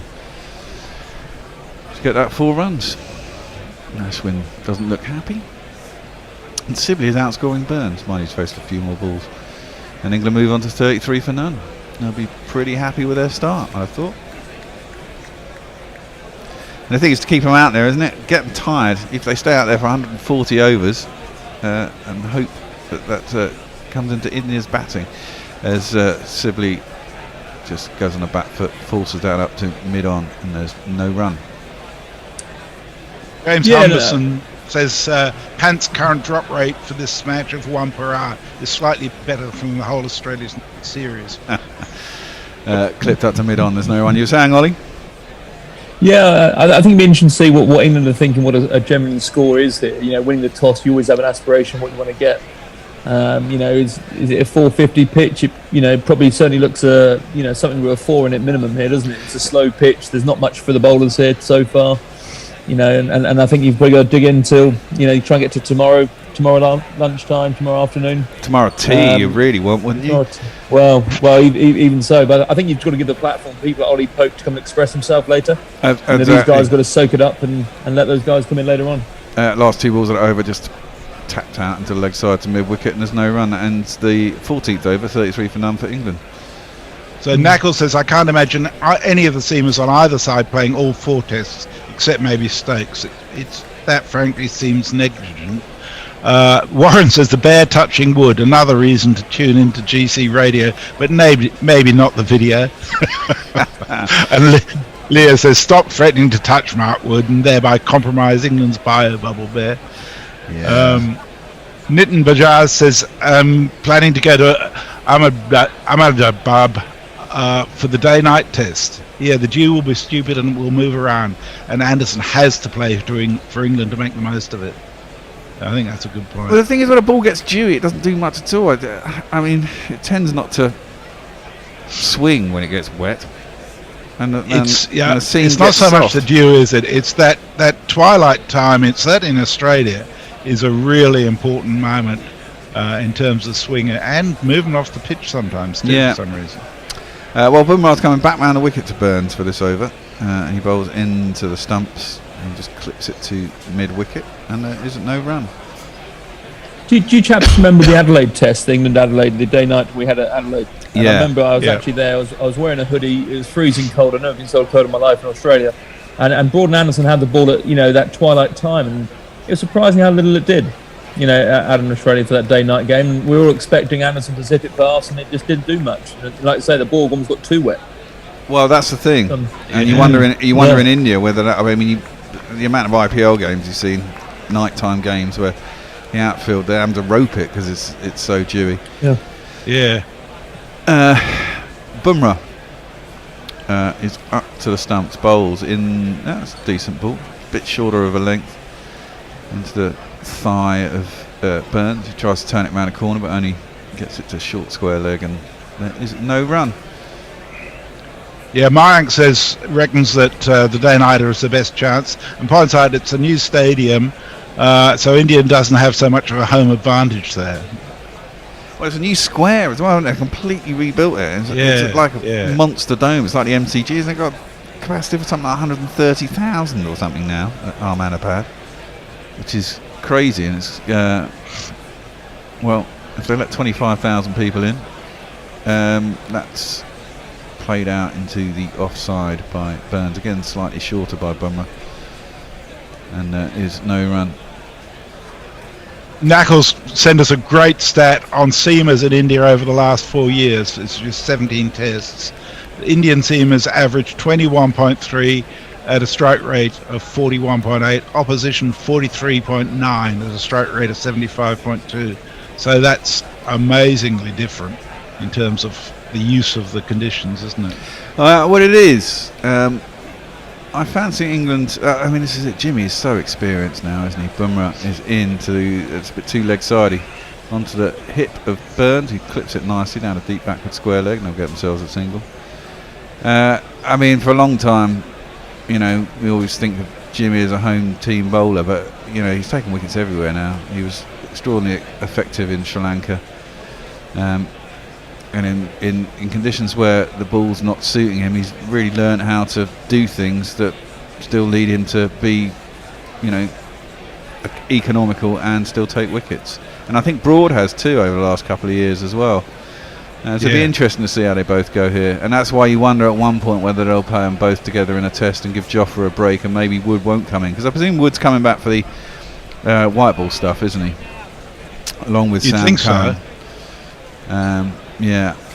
Bumrah is into the crease and bowls at Sibley, who clips that nicely out square on the leg side, and they'll get themselves a single. And I guess also these guys won't have seen Burns or Sibley, the Indian attack particularly. Never played in the IPL, weren't opening last time they played England.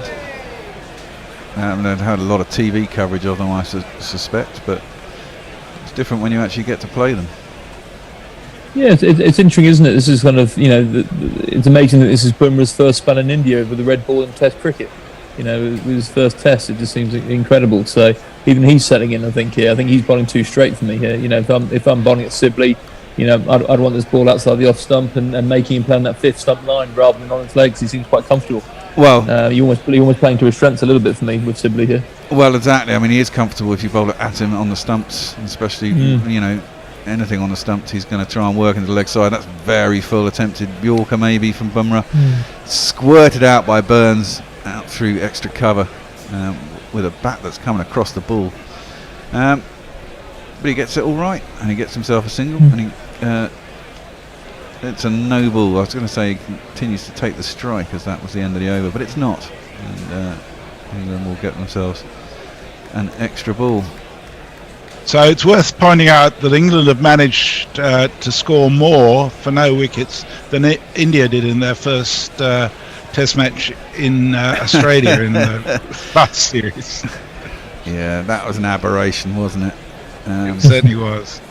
But it was indicative of their poor form in their first Test match, a bit like England at home. Bumrah, last ball of the over. Ooh, beats the outside edge this time of Sibley on exactly that line that Ollie was talking about. Should be coaching England. And there is no run. So we got a special request from Dave Barrett, from the Inimitable Men with Ven. Struggling to sync the pic to the audio on Channel 4. Can you please speak faster so I can catch up with the play on my TV? And Adelaide Barmes is with us. Says, morning chaps from Sopping, Adelaide. Local cricket off tomorrow due to rain. Best got on the sauce tonight while listening to the cricket. Huzzah. Well, you get on the sauce. Yeah, and we've got a discussion over on YouTube with Dave Carpenter and I am Malik about Mo and whether he should be playing or not. I think it's sad to see him not playing, but as they point out, he's got a lack of match practice at the moment, which sort of is self-fulfilling in the way things are going. Well, indeed. Ashwin around a wicket to Burns, who just props forward. It's on a sort of leg stump line. He just defends it out to mid-on. There's no run. Well, yeah, I mean, this is it. It was probably difficult to drop Bess after his performance in the last Test. He got a 5 for. Down the track a little bit comes Burns, plays it out to mid-wicket, and whilst he's on a run, he scoots through for the single. Good throw from mid-on, knocks out the leg stump at the non-striker's end, but he was easily home. And I guess it's for Best to fail to get himself out the side and mow in to get a chance, isn't it? I think that's inevitably the only way he's going to get in, isn't it? Yeah. Which, let's be fair, there's a 50-50 chance of that happening. I'd say. I put it higher than that, to be honest. I mean... Sorry, Bear, do you think England ever play 3 spinners in this Test series? I don't think you really need 3 spinners. That's defended down a track and there's no run. I think it would unbalance the side if they did. Cause I don't know who you take out of the batting order. I think they want the batsman in there. Especially when they've got a couple of part-time spinners anyhow. Yeah. I mean, I guess Root's last bowling spell was 2 for none, wasn't it? That's played to short leg and there's no run when the spinners in the side couldn't take the wickets. And what was his name? I can't even remember his name now. The left-hand spinner who took all the wickets for Sri Lanka. Aberdeen. That's it, Aberdeen, and that's played down the track by Sibley. There's no run. What was it? Lemon Country or something, wasn't it? Country of Lemons. Yeah, something like that. Ashwin tosses that up again. Sibley just knocks it past short leg. Well, Shubman Gill is fielding. And there's no run on that. Ends the 16th over, 38 for none. So Josie Oak says, does Bumrah wear a box when he's bowling, or does he just like hitting himself in the nuts? Mayank says, according to the Indian government, 100% capacity is allowed at an open-air event. Chennai has decided to do 50% for the second test, but for the third test they may allow all 110,000 tickets to be sold if they wish. That would be amazing. A day-nighter with 110,000 people present. Isn't that a bit risky? I mean, it's still quite high prevalence, isn't there, of COVID in India? Yeah. And Nitin says the wet pink ball moves, at least in India. They played the Duleep Trophy with the pink ball in 2016-17. The first 2 innings were a procession. Oh, really? Oh, that'd be interesting. Yeah. I like games where wickets tumble. Generally, especially when they're in the middle of the night, because it means I get back to have some sleep and maybe a day off. But it depends who they are, Bear. Well, yeah. Well, no, I like the game to move on. I don't like really stolid pitches when nothing's happening. That looks nice. Is that the beach? Where's this? Where? We're in Chennai. Chennai. On the back foot goes Burns. We had a change in bowling. I was wondering who this was. We're seeing the first taste of Nadeem, and I'll give him a jingle in a second when I can find him. He's not even in here, is he? We might not have a jingle for him. Down on one foot goes Burns and sweeps that nicely out to deep square leg, and they'll get back for a third. This is the first time I've seen Nadeem. He's a little bit round arm, front leg collapsing. He's not a particularly tall man. And England might look to get after him. You wonder if they want to be Bear in positive. mind, he's got a bowling average of 10.75. Has he? Yeah. Only one match. Ah, well, there you go. Had a lucky first game, yeah? Yeah. Well, Sibley will face up to him. He's a lefty, though, which I think you need guys with both arms if you're going to have regulation spinners. No mystery. And no Kuldeep. Around the wicket, you'll feel more happy about that, bowling to the right-hander. Toss it up a little bit wide of the off stump, and Sibley plays with a gap between bat and pad and reaches for it a bit. Inside edge onto pad. Goes nowhere. We'll keep that bat pad together and get right out there. Yeah, I must say I'm really sad Jadeja's not fit. Yeah, well, as an Englishman, I'm quite happy about that. Back foot nicely punched by Sibley, but can't beat cover, whose Rohit is a bit deeper. They've got it well covered offside. There's a man in at short cover. There's a point. There's an extra cover. He's a bit deeper, and I think there's a mid-off as well. So they've got an umbrella on the offside. City mid-off as well on a slip.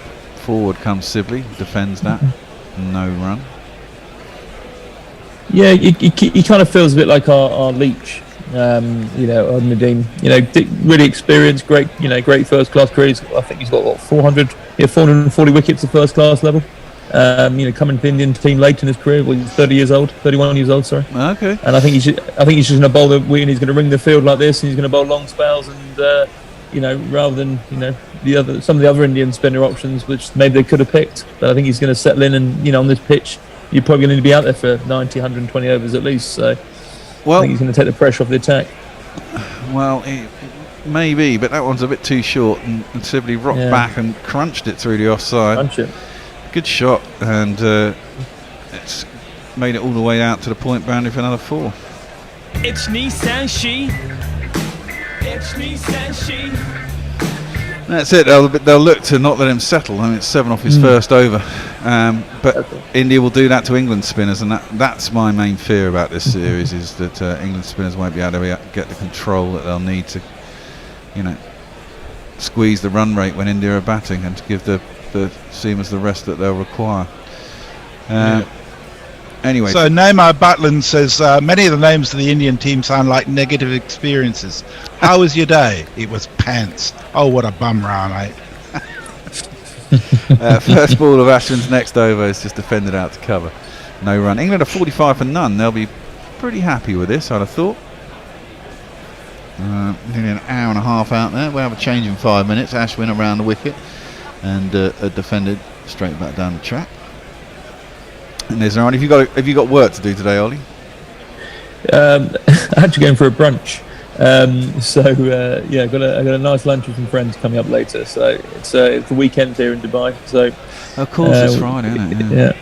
Yeah. Cut nicely by Burns, late cut, beats point. It's gone off down towards third man boundary. Bumrah chases it down, manages to haul it in just inside the rope. They may well get back for 3 as Cody goes after him, and they do indeed. Just tell him that it'll only be 50% for the 3rd and 4th test in terms of crowds. 50% of 100 and whatever thousand stadiums, a lot of people. Yeah. I mean, I know India's population, what is it, something like 70 or 80% are under 30. So whilst they've had a lot of COVID, I presume they've not had so many deaths in a hot country as well. Probably helps to control it a little bit. But you do wonder. Anyway, Ashwin is over the wicket to Sibley, who just clips that to Shubman Gill at short leg, off on the bounce, and there's no run. Just a quick point here. Do you think that England are actually more prepared for this first test than India are? Well, I do wonder that, don't they? I mean, they've just come off a hard-fought series in Sri Lanka in similar conditions. Again, played to short leg and there's no run. And whilst India have played a hard-fought series in Australia, it was in Australia on completely different wickets, and they've come back home and they've got to change their mindset a little bit, haven't they? Yeah, absolutely. And that's the thing, looking around, when's the last time a lot of the Indian players have played a test in India? Well, exactly. So weirdly enough, with a couple of tests in Sri Lanka, it almost feels like, and I'm really loving Sibley's footwork at the moment. Absolutely. That shot in the last over was so positive with feet, it looked great. So I think it's good signs for England there. Well, indeed, and that's just played out to mid-wicket, last ball of the over, and there's no run. I mean, that's what I feared about Sibley, is that he wouldn't be able to score much against the way he plays. Is that could he rotate the strike against the spinners? And let's face it, he had all sorts of trouble against them balls and in the first 3 innings in Sri Lanka, but he found a way in that last innings to get himself a 50. And clearly he's got decent temperament, and if he can stay there and get his eye in and not lose his wicket early, he's a difficult man to shift. Yeah. And I think Jonathan Trott's interesting in the England camp as well. If you remember, Trotty batting, it wasn't always pretty at times, but he found a way to rotate in the strike, grind them down, and I think actually that influence on Sibley here, I think, is a good pick from England to, especially with this top order, try and work with them. Absolutely. I mean, it's going to be really important that the opening partnership wears out the new ball, grinds down the spinners for a bit at least. Yeah. I mean, there's going to be a couple of innings where you're going to lose early wickets. I mean, that's just the nature of cricket. That beach looks wicked. Professor S.P. Cooper in Michigan says, thank heavens for Guerrilla Cricket Live ball by ball. Just the thing needed to warm one up in spite of the inches of snow falling outside in a midnight blizzard. Ooh. So that's clipped down to long leg by Burns. First over of Nadeem's next over, and there is a single. Did you see that thing? Those people who shot each other in America, shoveling snow out of their drives. There's a whole video of it. This guy just comes out. They have a massive argument in the street, and he just basically goes inside, gets a gun, and shoots them in the street. And it's all filmed on a CCTV camera. An argument over snow in Pennsylvania. Horrible. I don't know. Well, Actually, England, Mike. Sibby just plays that out to what is a short forward cover, squarish, and there's no run. Myron wants us to slow down because we're 4 seconds ahead of his TV. Should be able to pause us on Facebook or on YouTube, Myron, if you're using those. Yep. Thrown up outside Sibley's off stump by Nadeem. He just lets it through to Pant, and there is no run. I guess we should be able to really looking forward to Archer bowling. He says speed through the air is what gets wickets for pacers in India. Sorry. Yeah, I'm looking forward to see Archer bowl. He has experience in India. Defended out on the leg side by Sibley, square, and there is no run. We're going to have a change at the end of the over, and who is on? It's going to be Avi's taking over ball over all Nestlers, and Ollie is staying on for the last session before lunch. On to the back foot goes Sibley, forces it out square on the offside, and can't beat point, so there will be no run.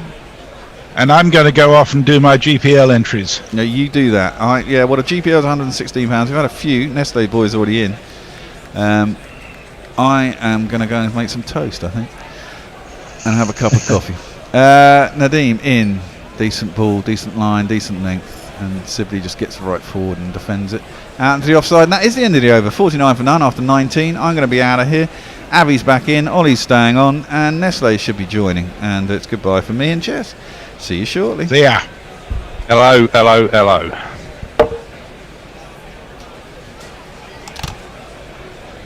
Everyone, Avi, you're on mute, mate.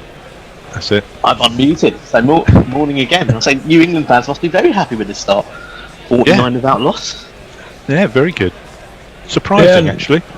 Yeah, it's calming at this time of the morning almost. It's soothing almost to see this so far. So, no, it's been a great start from England. I think that they'd be delighted winning the toss and 49 for no wicket after 15, 16 overs now. So it's a great start. Yeah, quite typical of a Chennai pitch, I think. Ashwin continues to Burns. First ball is defended on the front foot, no run there. So I think he got that big always in the first innings. So 400, I think, isn't always enough. So looking at the 550s, next ball is played through mid wicket as Burns comes down the pitch, takes a step down the pitch to Ashwin, slightly shorter delivery. Worked to mid wicket, but there won't be a run there.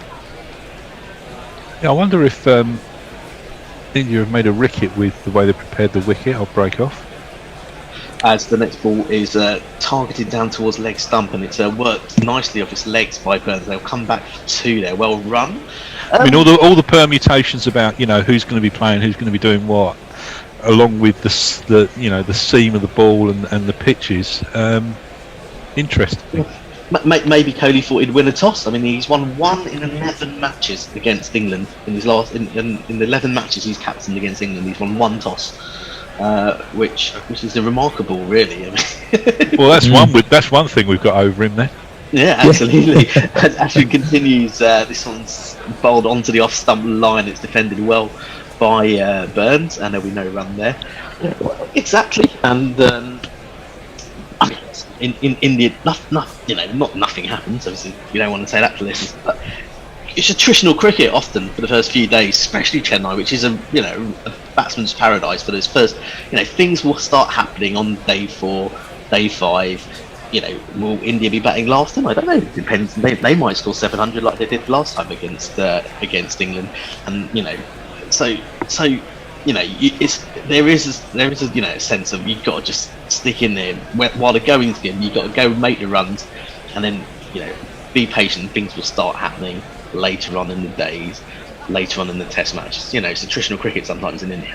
Ashwin continues bowling outside of the off stump, and Burns again nicely goes forward. I've been impressed with both the openers' defence against spin. Very solid, very sort of certain in the way they go forward and back. as Ashwin continues, as a nicely flighted delivery. Again, Burns pops Hanson front foot. No run there. That's the end of the 20th over. Good start for England. 51 without loss. Nakul Pandey says a clear strategy from India and a similar plan to the one India used in Australia to bowl straight, even at players who are good through the leg side and set straight fields, not allowing the batters to leave easily and settle in. Mayank is talking about the capacity policy right now. It's risky to have 100%, but this India government is also full of fucking nutters from top down, so no surprise in my opinion. A little bit of politics there, a little bit of politics. Leia says, I told you they were flat track bullies after they won the series in Australia, and now to see them fail on Indian pitches as predicted. Well, it's a bit early for fail, I think, but we shall see. Like you say, there's a long way to go yet. We're 20 overs in, aren't we? Of 5 days and of sort of, of 20 days really. Yeah. Of cricket. And quite rightly, Nitin Bajaj points out, "You're on mute." The phrase of the year. Yeah. It's always the "you're on mute" and "next slide, please." It seems to be in the. Has anyone seen that English council meeting they had on Zoom that's going around the internet? Was that the parish council one? Yeah. Reading the standing orders or something. Oh, brilliant. As Nadeem continues his left arm spin, and it's again a full pitch ball, and Sibley gets out onto the front foot, defends, no run there. Nadeem probably started his first over was a little bit short, I felt, but hopefully he'll find his length. His sort of Indian length on that sort of good length. This one again a little bit short. He can, doesn't have to leave the crease, Sibley, as he drives, but he won't beat mid on, and there's no run there.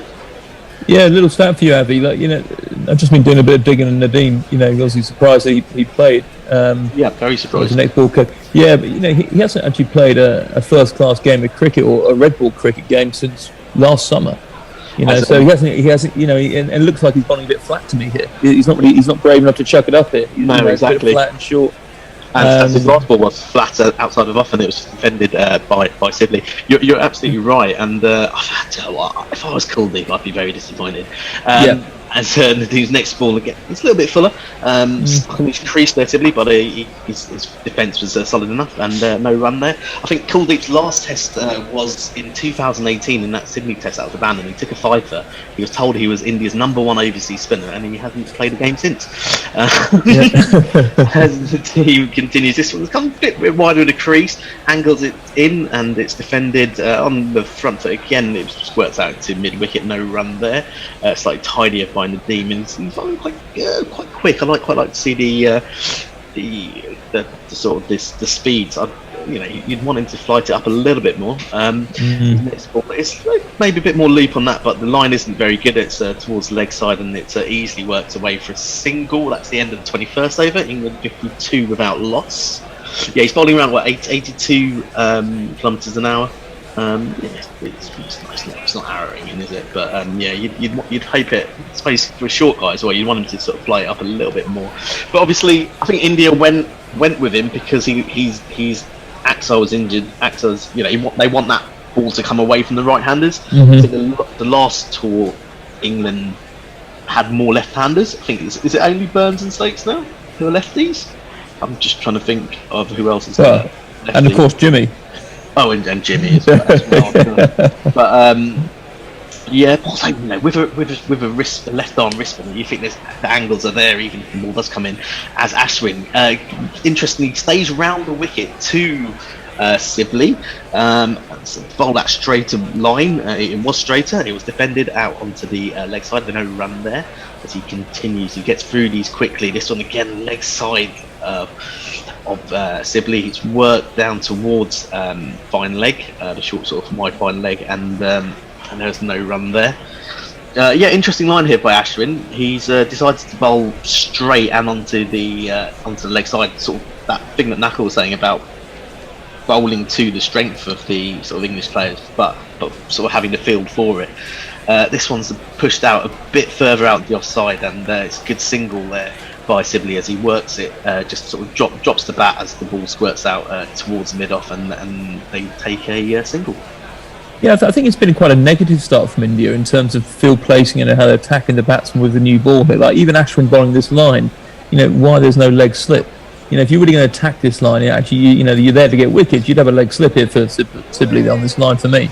I think India being slightly negative, and maybe this indicative on the pitch is not doing too much, and they're just trying to settle in here. But I think you got it right. I think it's the pitch that's dictating it to a certain extent. Ashwin now continues 2 burns. It's a poor ball, really. He's set an offside field, and he just arrows it down the leg side, and it's swept well by Burns, and it goes for one of these. We got anyone on jingles? Oh, he's just come back. It's Nissan She. It's Nissan She. Post in hand and jingle to the ready.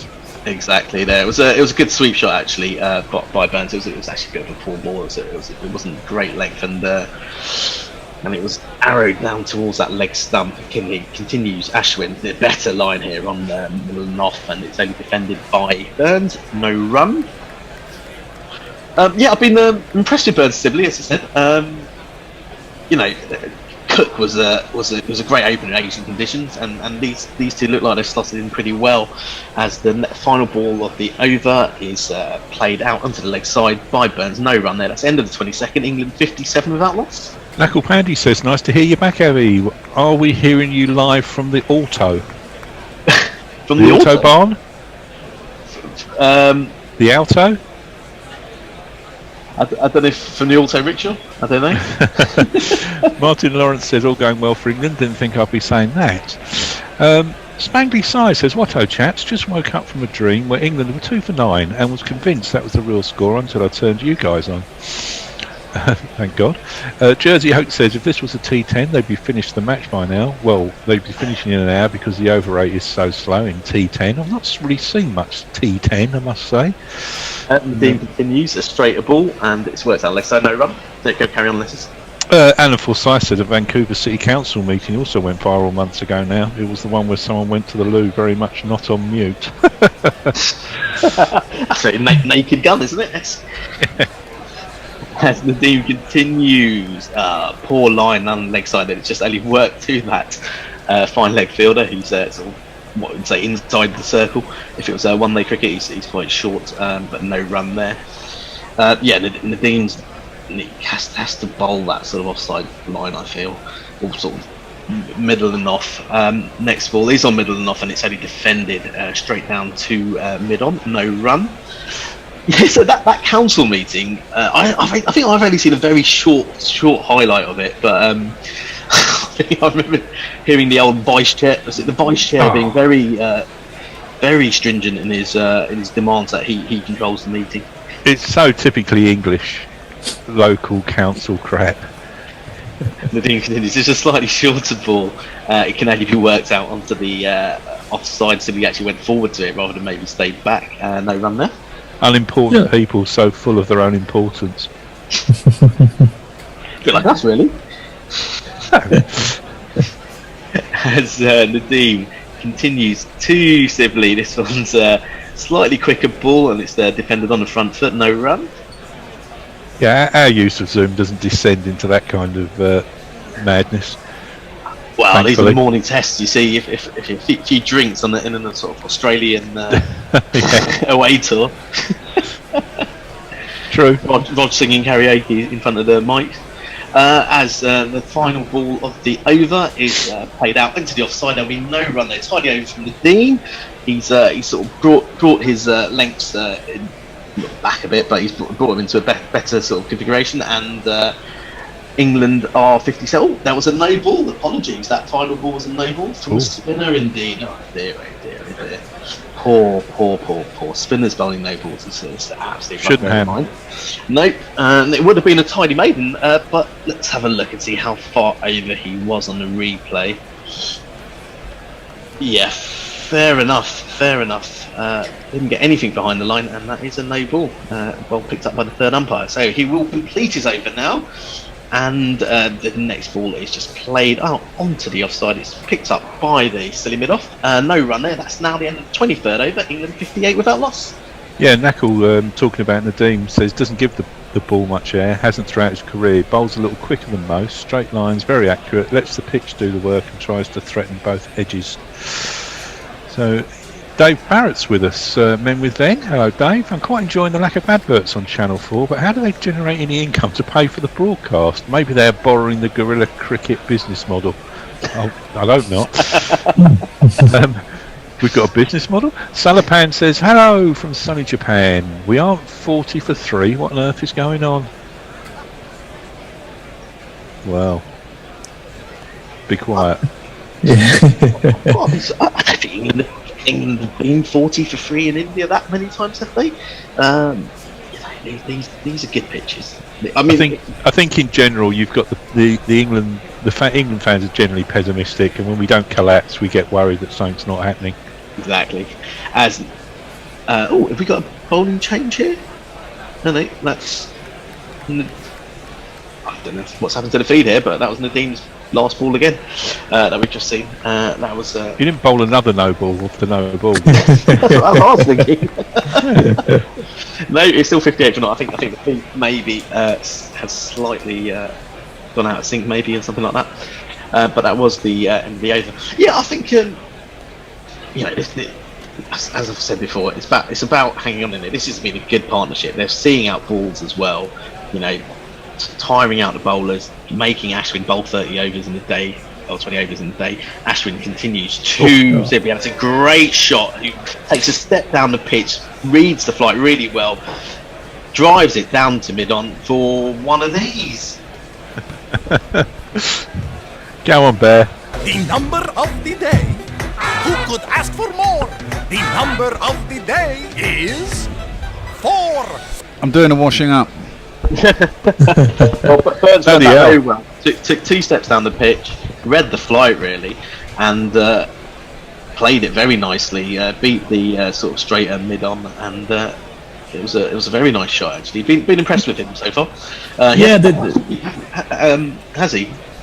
No, they look really well coached, these two at the moment, and you don't often kind of give too much praise to the coaches coming on the pitch, but they have a plan, both of them. They're using their crease well, they're using their feet, they're positive with their feet in defence and attack, and I think it's been great so far how they've played Ashwin. Their feet have been fantastic. And Jack Callis is the batting coach now, is he? Is that right?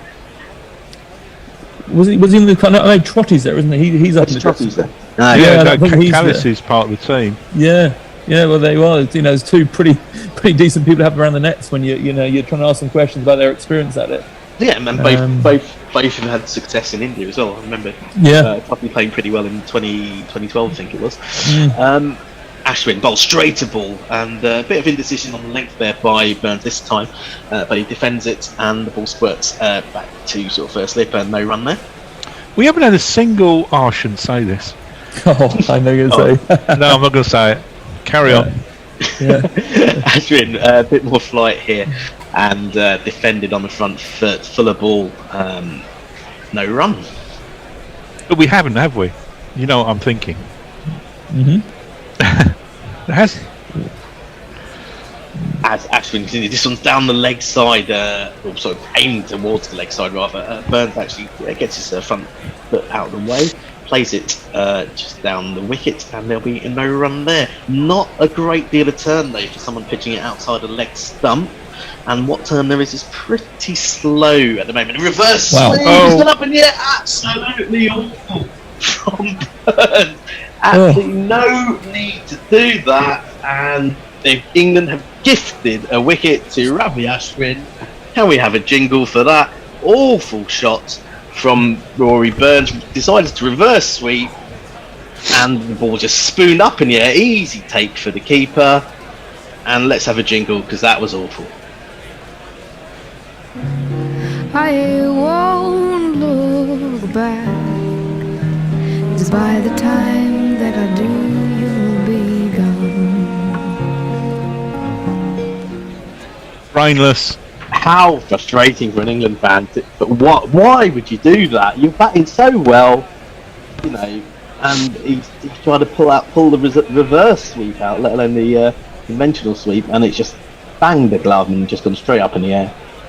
I think that applause from the England coaching team is very over generous. I think you're mindless there. You've got control, you've got the tempo here, you're settled in, and absolutely no need to do it. I'm shocked there, and to be fair, that's an indication here in the long term of his temperament, in this kind of level of cricket and these conditions. It's I'm just still shocked mindless. So against the grain in this innings as well, isn't it? Exactly, and you've been. I was just saying how well he's been playing Ashwin as well, being very certain in the way that he's got forward and back, and it's just it's an unconventional shot, that reverse sweep, and admittedly the pitch isn't doing any tricks, so you can play it, but the game situation is you're controlling the game at this moment, and you don't need to play a shot like that. It's a risky shot, and that showed why it's a risky shot. And there's no need to force the game. You're trying to force the game here. He's taken a fall off Ashwin a few balls ago. He's in control of Ashwin at the moment, and you don't need to force it. And if you look at the field anyway, there's a backward point and a slip. The shot's not even really on. As Ashwin greets Dan Lawrence for his first test in India, just outside of off stump, and he's no run there. That's the last ball of the 24th over in 63 for 1. Well, the Twitterati has exploded a little bit. There was a time for a proper English collapse. Rory, leave all the sweeping to Joe, says James Humberston. Fraser Middleton says, it's okay, someone will get out playing a Sui. Oh, there you go. Yeah, I mean, it just, I don't know. It's weird, isn't it? When you're seeing someone doing that and then that happens, you just think, why? As Nadeem continues to Sibley and straight a ball, defended on the front foot, no run there. Yeah, just be boring till lunch. I mean, just exactly that. Exactly that. It was just the almost unnecessary aggression in that shot. Very straight ball from Nadeem, not much turn there, and it's defended easy enough by Sibley. No run. But like you were both saying, though, there was no need for it. Absolutely no need. And the biggest problem is he played 60-70 balls, so he was in, and 30s don't win matches in India. As the next ball is defended out onto the leg side, no run there. And it's not even like the run where I'm quite impressed with England. Just under 3 and over here, very tidy. They don't need to do this, and it's a real disappointment. That's a horror shot. Yeah, I mean, and I think it's what shocked us is it was so out of the blue, as Sibley gets in his front foot, no run there. It was so out of the blue because he hadn't played. I mean, even sweeps have been few and far between. He's been actually playing everything with his pretty on its merit with a straight bat. As the next ball is slightly quicker, and the ball beats diving sort of first slip Jinka Rahane, but he won't beat the short third man. There'll be no run there. And you're seeing it on replay, and it just looks worse and worse every time you see it. Really, I've just got boycott in my ear here. What the bloody hell's he thinking? Oh, that's it. As Nadeem's last ball of the 25th over is defended, it would be a maiden over. England 63 for 1. And we were just talking about Callis and Trott. I mean, these are players who wouldn't have played that sort of shot. Not at this stage of their innings, anyway. As Yates says, that's it. All out by tea. Neil Franklin says, has felt like a Sleepy Village match this morning. That Dozy shot is a bit of a piece with that. Oh dear. Yeah, I don't know. It's interesting as well because with the lack of pace in this pitch to play that shot, it's actually quite a tricky shot when there's no pace on the ball and it's not really coming through that easily. Generally you want a pitch with a bit more pace in when you're sweeping to be more confident in the sweep. So it makes it even more bizarre. This is very much hitting the V kind of pitch. Play the line down. And I think it's a real moment in decision from Rory Burns. He's going to regret that because there's a score for someone here today. Someone can come in and get a score here today easily. This is a very flat pitch. Absolutely, I think you got to be eyeing big scores on this pitch. Bumrah's back into the action outside of off stump. Dan Lawrence sort of wouldn't say he had a nibble at it, but it beats the outside edge and goes through to the keeper. And no run there. Well, given the pitch, given everything, it's such a high tariff to attempt it, isn't it? I mean, it's just sort of. And it'd just almost the be brain better- switching off. It'd be almost better to play the conventional sweep off that ball anyway, as well, sort of outside the leg stump, rather than the reverse sweep of all shots, which is infinitely more trickier to play. I know they've been talking about the sweep a lot going into this series, and Sri Lanka about how effective they would be sweeping. But yeah, first session day one, it's probably not the cleverest trick, as Bumrah's next ball is defended on the front foot by Lawrence. No run there. He's not Joe Root, is he?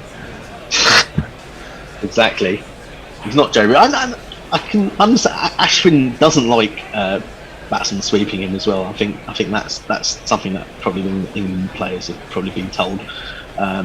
It sort of puts him off his lines and lengths a little bit, but he'll be quite happy. I better like him sweeping after that shot. Keep going, exactly. guys. Bumrah, straighter ball, and again defended by Lawrence. Good ball by Bumrah there. A little bit of shape in towards the batsman. No run. Well, Mr. Lawrence could make a name for himself today. Yeah, I think. I only saw that one innings that he played in Sri Lanka, and I was very impressed with that. Obviously, moving up to number 3 is a slightly different challenge. In India, but you guys probably know a bit more about him than I do. But he looks a good player to me. Technical. Oh, that's a great ball, that is a great ball. That's lots of shape in. Caught Lawrence on the crease. Finger goes up. England 63 for 2, having just talked him up, can only face 5 balls. He's thinking about the review. I don't think he should go for that, because I look dead in front to me. Yep, and his partner Sibley has told him, that's a fair cop, mate, you better walk. And he's walking off.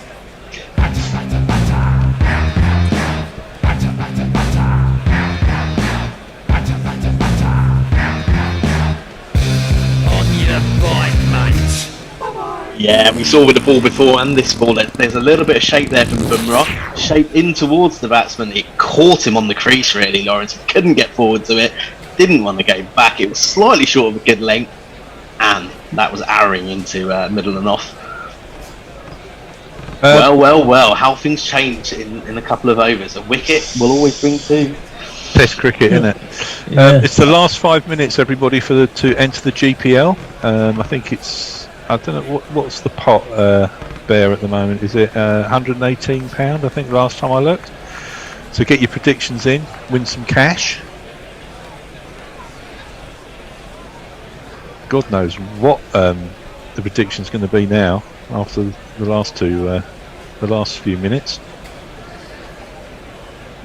Yeah, he just head fell over a little bit then, didn't he, on the shot? He got caught in the crease, his head fell over, and Bumrah all day is generally angled the ball in, so, it's disappointing now. I think he's disappointed about his shot there as well, just falling over. Yep, and Bumrah's first wicket in India, believe it or not. Yeah, amazing stats, isn't it? What? For a guy of that quality.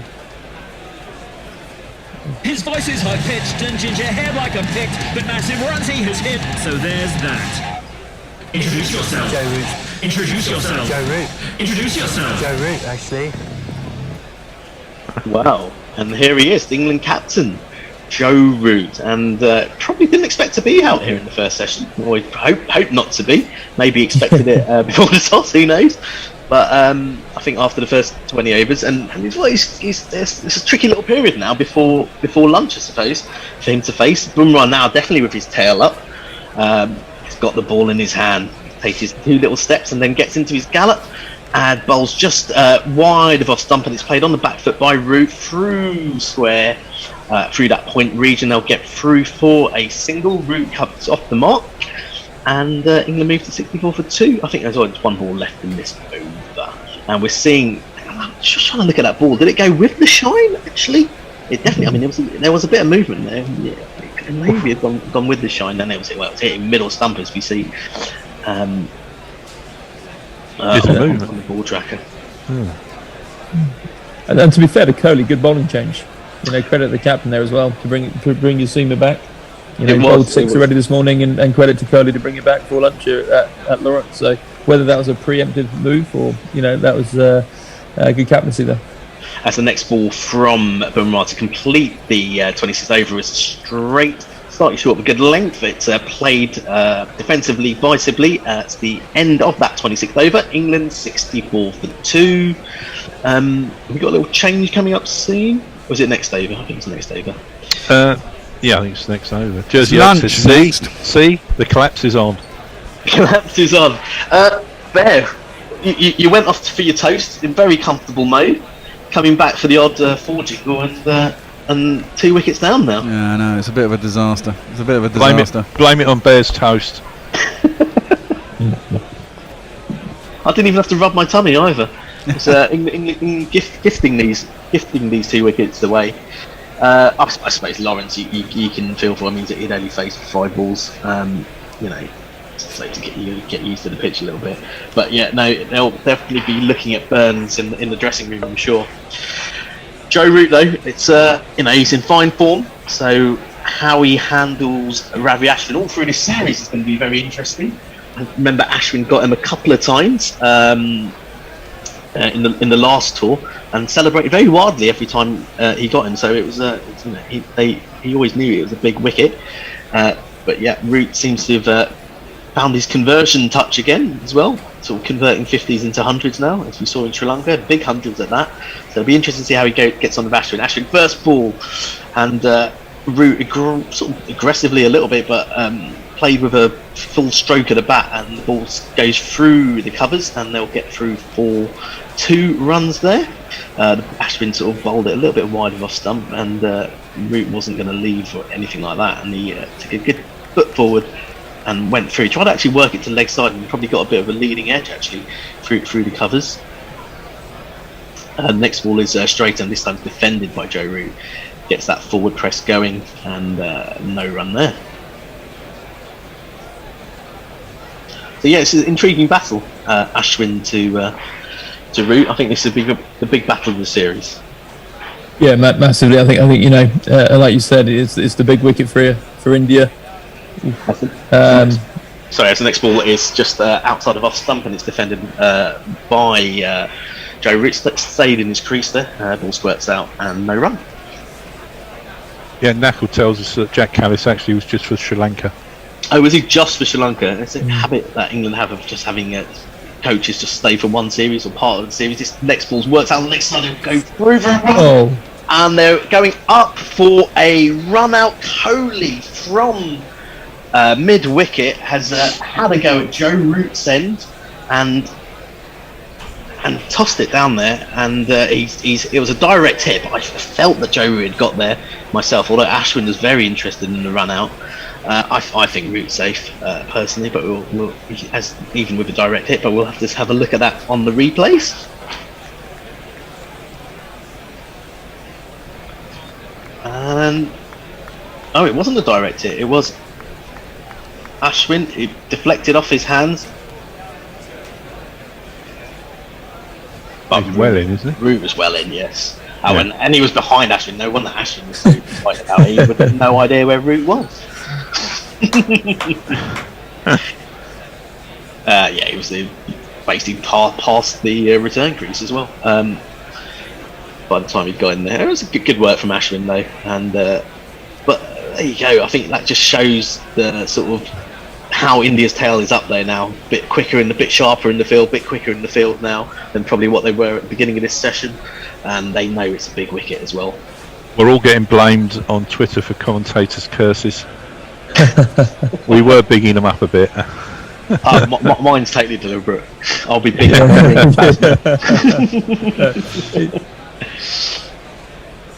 So you've gone to the Dooley, going to be not out. I'm not sure why he's taken as long as he has. To be honest, as Joe was about 4 foot through the crease. Yeah, not out is the call, and we will continue.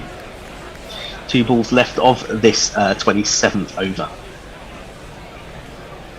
Ashwin, ball in hand, tosses it a little bit, bit more out in front of the hand, and it's defended by Sibley. Ball squirts out onto the leg side, and no run there. And we'll be seeing Ashwin into his final ball of his 10th over. and again full of ball, defended by Sibley. Gets his sort of front, works around his front pad, no run there. That's the end of the 27th over. England at 67 for 2. Are we having a change around? It's now lunch, Avi. Oh, it is now lunch. Oh, there lunch? you go. It was that little tricky session. It was. I thought there might have been a couple of overs left, but there isn't. And that's it. 27 overs. We've got through to lunch. England were cruising until about over 24, I think. But they get to their lunch. They won't enjoy it as much because they're 67 for 2. Captain Joe Root at the crease, along with Sibley, who's actually batted very well during this opening session. Looked pretty solid, untroubled by the spinners or by the pacemen. But undoubtedly, the Indians will probably enjoy their lunch a little bit more than the English, having picked up Burns and Lawrence in quick succession towards the end of this session. What have we got for lunch, Bear? We have at lunch. We're going to have more about ACE, which is the programme to try and get Afro-Caribbean players playing cricket and multicultural cricket, but playing in England, really. More people getting them into the system, as it were. And Nakul interviewed Gulfrez Riaz. Excellent, okay. He is coming up whenever you're ready to switch him on, basically. Yeah, go for it. We'll shall we do the scorecard quickly? Go on. Yeah, so what we've seen is Burns unbeaten on 33 off 60 balls. Sibley out, Burns not unbeaten. Caught Pant bowled Ashton from that horrible reverse sweep. Sibley unbeaten, 26 off 96 balls. Lawrence went for a duck. LBW did Bumrah. Root not out of 5 balls. And the bowling figures were Ishant Sharma, 0 for 8 of his 5. Jasprit Bumrah 1 for 17 off 7. Ravi Chandran Ashwin did the majority of the bowling in that session. 10 overs, 1 for 31. And we saw a nice 5 overs from Shabazz Nadeem, who was 0 for 11. Anyone else think that the Channel 4 graphics look a bit 1980s? They may well have dragged them out from the last time they did Test cricket. I think these are the BCCI graphics, to be honest. Are they? Which consistently 1980s, they've been since the 1950s. Coolio. Right, well, we shall see you after lunch. We're going to be playing this interview, which will go on till then, and we shall see you shortly. See you then. Bye. Okay. Chairman Mao, Jamie Howe, Ho Chi Minh, Asif Din, Václav Havel, Graham Saville, No Surrender, Percy Fender, Guerrilla Cricket. Hello and welcome to a special edition of the Guerrilla Cricket Podcast in partnership with the Cricket Supporters Association, in which we and the CSA look to put forward the views of the people who matter most in cricket, the fans.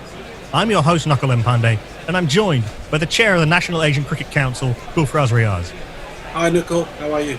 I should say, of course, welcome back to Gulfraz, who was good enough to join us earlier in the year on our anti-racism special. And it's kind of in that vein that you join us again, Gulfraz, except we're very much focused today, not so much on a sketch of the problems, but on solutions. So I think the best place to start is run our viewers and listeners through a sketch of who the NACC are.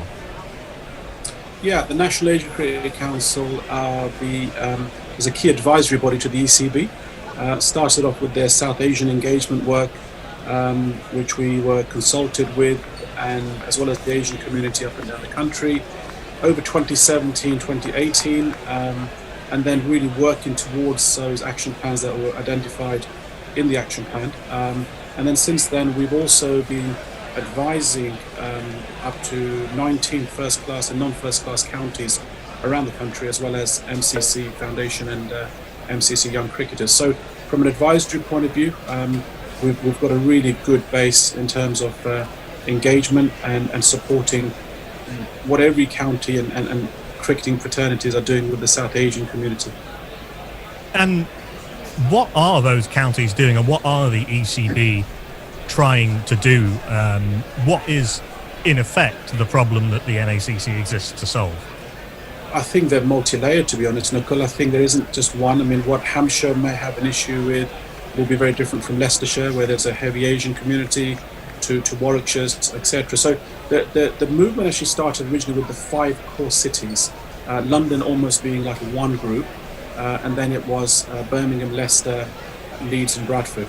So the strategy really was to go to where the real hubs of the Asian community are, and then expand from there. So they were the original 5, and then I know some of these are towns like Luton and Slough, but the focus became on those as well in the last 2 years, I believe. So the real movement is about engaging and then specifically looking at what the issues might be in each county, and they could be from grounds, facilities, funding. It could be about player pathways for boys and girls from the Asian community towards the professional game in county age group, aspiring coaches, aspiring umpires, aspiring scorers, working in cricket administration. So almost really every facet that's there available for the traditional English fan and English club. We're just trying to make sure that actually those opportunities are there for the South Asian cricketing community as well. So it's about equality of access and equality of opportunity. Could you give your expert opinion as to why in 2020, given the long history of South Asian involvement in cricket in this country and of large South Asian populations in this country, why that equality of access and opportunity is still not present?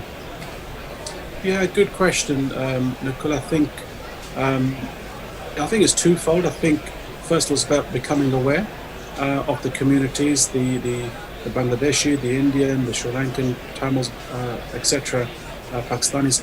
Some of these guys have been going for 40 years and still running under their own devices. But what I think what's happened certainly since 2012, 2013, the awareness is greater now in terms of it, and I think it's twofold.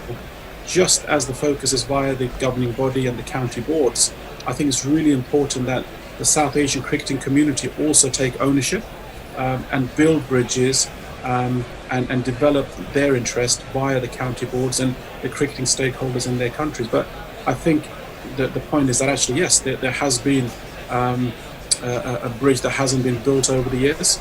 The South Asian cricketing communities themselves have just got on with it, playing on Sundays, getting changed under trees and in car parks. And what we highlighted was that actually you're a very important part of the cricketing family, and the focus then was driven by the ECB to engage, to understand, to support, and build bridges to work together. So your question is really, really well meant, and I understand fully. But actually, there is a point where we understand where we've been, but actually it's really important to build on where we want to go together. And would it be fair to say that where we want to go is a place where South Asian cricketing fans, whatever generation of arrival into the UK that they may be, or whoever they happen to support county or national team wise, feels as though they are a full and proper and valued stakeholder in English cricket? Yeah, absolutely. And we've got phrases and words coming out that cricket is for all, and it's for all communities, all backgrounds, male, female, any gender. It's important, and I think we have made great strides, if I'm being brutally honest. If you just look at last year's World Cup winning side, that probably was the most diverse England national side in probably any sport in many, many years.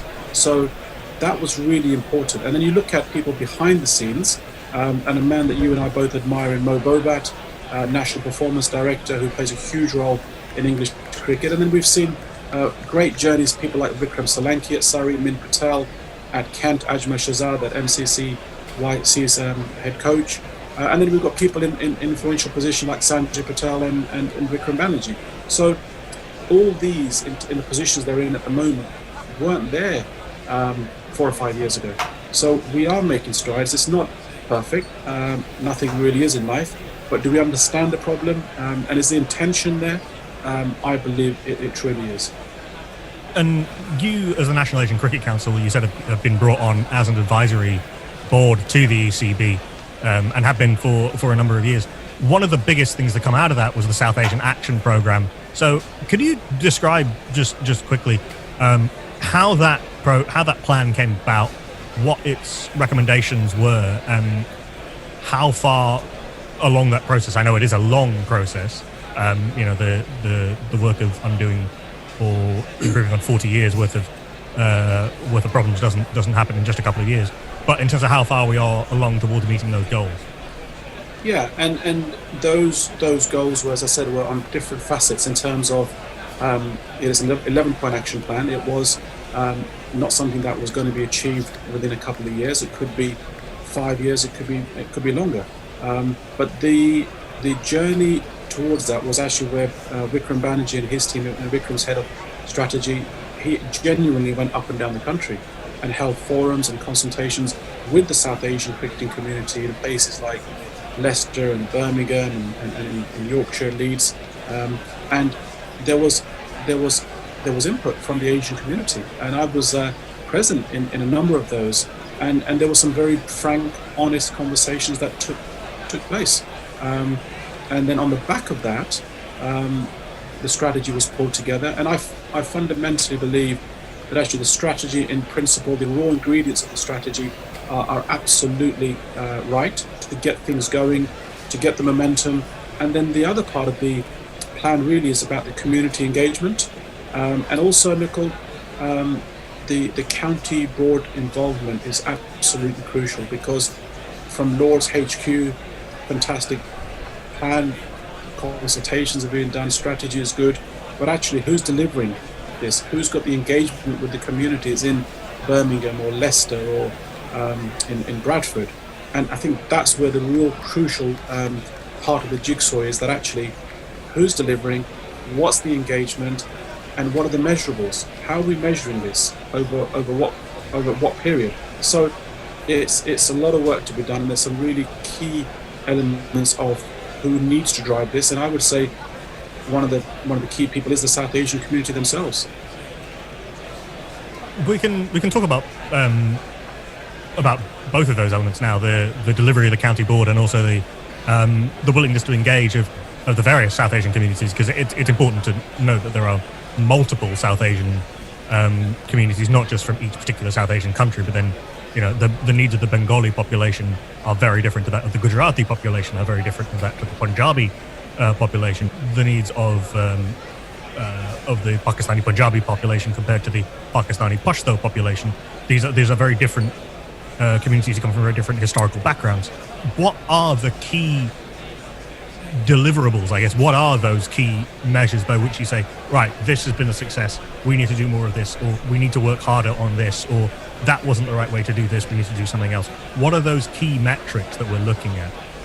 Yeah, and I think the other part of the South Asian community, I know you just touched on the Afghani community, but NACC, working with Hampshire Cricket Board, we've just helped set up the first Nepalese cricket league in the country. So that's a great platform as well for the guys around Hampshire, and working within the army barracks around Aldershot. So they're going to be in 2021, if things go back to normal, hopefully that there's a brand new member of the South Asian community setting up their own league. But look, I think if you sat down, there's probably 5 or 6 things that I've already mentioned on a wish list, and we've highlighted at the wish list. But if you then broke it down to what is the top 2 or 3, grounds, facilities, funding, these are crucial. Now, obviously, the spaces and the grounds are sparse. There's not many out there at the moment. Cutbacks happen with local authorities, so where those facilities are on Sunday. We're encouraging partnerships between the South Asian cricketing community and the traditional English club whose ground might be available on a Sunday.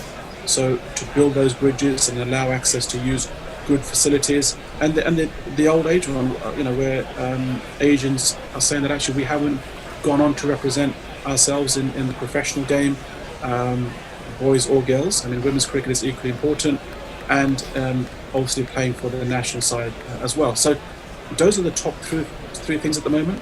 But I know that also in the 11-point action plan, the fans' experience is one of them as well. Knowing that almost every test venue in England at the moment has a multi-faith prayer room. That's happened as well. That's transpired to a reality.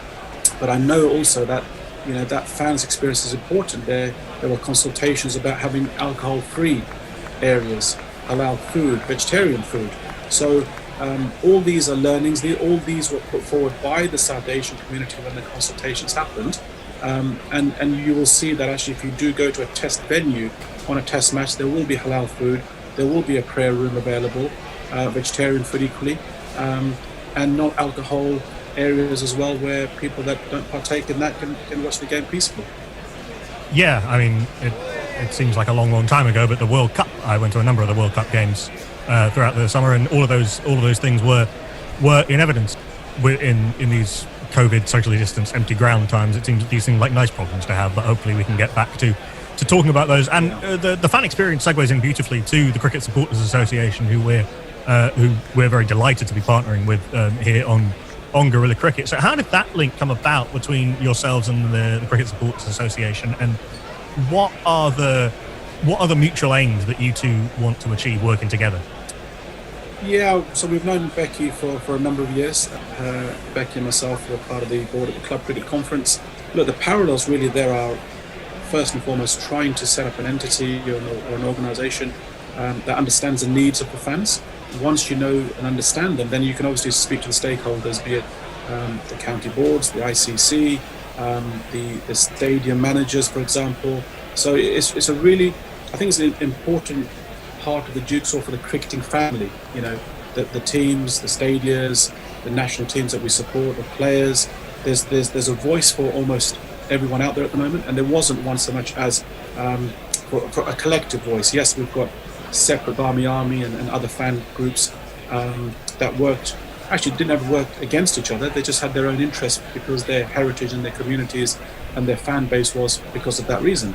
But what Becky's doing and the Sport Association that's coming together, actually it's a win-win situation for everybody, because you again come together. And look, the beauty of cricket is that actually we don't have segregation in a stadium. We can all sit there, and where, like the World Cup last year, although it was New Zealand and England, there was India tops, Pakistan tops, Australia tops, everybody was there. So that's the beauty of cricket, that actually, unlike football, we're not segregated in that sense, and we can appreciate friendly rivalry and banter. But it's important that an organisation such as this brings the voices together so we speak as one. Absolutely. We've seen in football, to take a recent topical example, or at least topical at the time we were recording this, that organised fan pressure caused the Premier League to back down over pay-per-view, and not only organised fan pressure of negativity, but also of positivity, of driving that into something else, where Club Supporters Association says, no, we're not going to give that money to pay-per-view. That money you would have spent on watching us, go and donate it to food charities. And it is absolutely vital to call out stuff that's going wrong, to call out areas where we feel that fans are not being properly represented in decision making. But it's also important to be a voice of positivity and a voice of constructive plans and a voice of hope, if as much as anything else. Where do you see the NACC fitting into that with the CSA in the next few years? Yeah, and these are dialogues which almost go back to the action plan as well. That, you know, we want to understand actually. So, for example, the distribution of tickets as well, because there's huge clamour, isn't it, in terms of block viewings and ballots and so on. So there's a moment of understanding actually how much of that is ICC led, how much is it kind of if you're watching a county game led, or how much is it the people running the stadium led. So I think the fact that it's pretty early stages of this group forming, it's important that actually look, if you look at the overall ticket pricing, for example, for the working man, most people probably couldn't afford to go to Lord's. That's probably the most expensive venue to watch a game of cricket. But then if you break it down, actually, that you're there for anything up with 6-7 hours, then it does actually, you know, come into light that actually it is value for money. And of course, stadiums are improving. I think that's the other thing that the Supporters Association could possibly work on, is actually the whole match day experience, Nicole. I think that's crucial. But every stadium is different. Every interest of a stadium are a little bit different, and the demographics of the social community, I guess, where the pricing tickets in Leeds and Bradford would be different from Lord's, right? So it's very different. But I think the fact that a supporters association or groups come together, it's actually one of the jigsaw pieces that was missing for a while, actually. Was this something that the CSA reached out to you with, or you reached out to them and said, we want to be a part of that? How did that conversation start? Yeah, because I've known of Becky for 2-3 years, so there was early dialogue, early communication. And to be fair, we still need to have extensive conversations as well with Becky and build on that, because you can come together. And I think sometimes it's easier to come together, and actually it's harder and longer to stay together to understand what we're trying to drive here. But I mean, for example, over the last 2-3 years, we've had a fans cup at Edgbaston where we, the NACC, have played the Barmy Army. So we play the Barmy Army, but it depends if India are here, then we will have an Indian NACC-led team. If Pakistan have been here, then a Pakistani 11 would play the Barmy Army in Birmingham, Edgbaston. So that is, again, bringing the cricketing fans together. And I think, so if Sri Lanka are here next year, I believe, as well, for a short period, we'll be looking to have a Sri Lankan Asian or Sri Lankan NACC 11 playing against the Barmy Army. So I think forging relationships that were always there on a mutual way, mutual respect was always there. But I think we're still learning what more we can do, and there's more to come from the Sports Association. But I think overall the initial communications and the initial feedback's been good. It's been positive, and that's exactly what we wanted. That's fantastic. Really excited to hear that there's a NACC versus Barmy Army game. I'd be remiss of me as a as a cricket commentator to ask if we can commentate on those games at some point. That would be wonderful. And then also as a cricket journalist, who's come out on top in those games? Yeah, it's been good actually. We played the first one. The first one was an NACC 11, played at Ad Hoc CC in Birmingham, and there's some fantastic pictures on our website with St George's flags and the two fans groups coming together. We've also held actually an India v Pakistan game indoors because it rained in Birmingham that day. But look, we would love to have you there commentating next year. I firmly believe it's the Sri Lankan fans, or it could be 3 separate games because India are here, Pakistan are here, Sri Lanka's here. The Asian teams are, I believe, we're 2-1 up. We're 2-1 up out of the last 3 years. But it's so much fun and it's so much camaraderie. And we do remind the guys, look, it is fun and it's social and it just brings people together, and we have some food afterwards as well. But that's been running as the Edgbaston Fans Club. So Warwickshire Cricket Board Cricket Club have been huge supporters of this for the last 3 or 4 years. So we're definitely going to have it next year, and look, you'll definitely be commentating.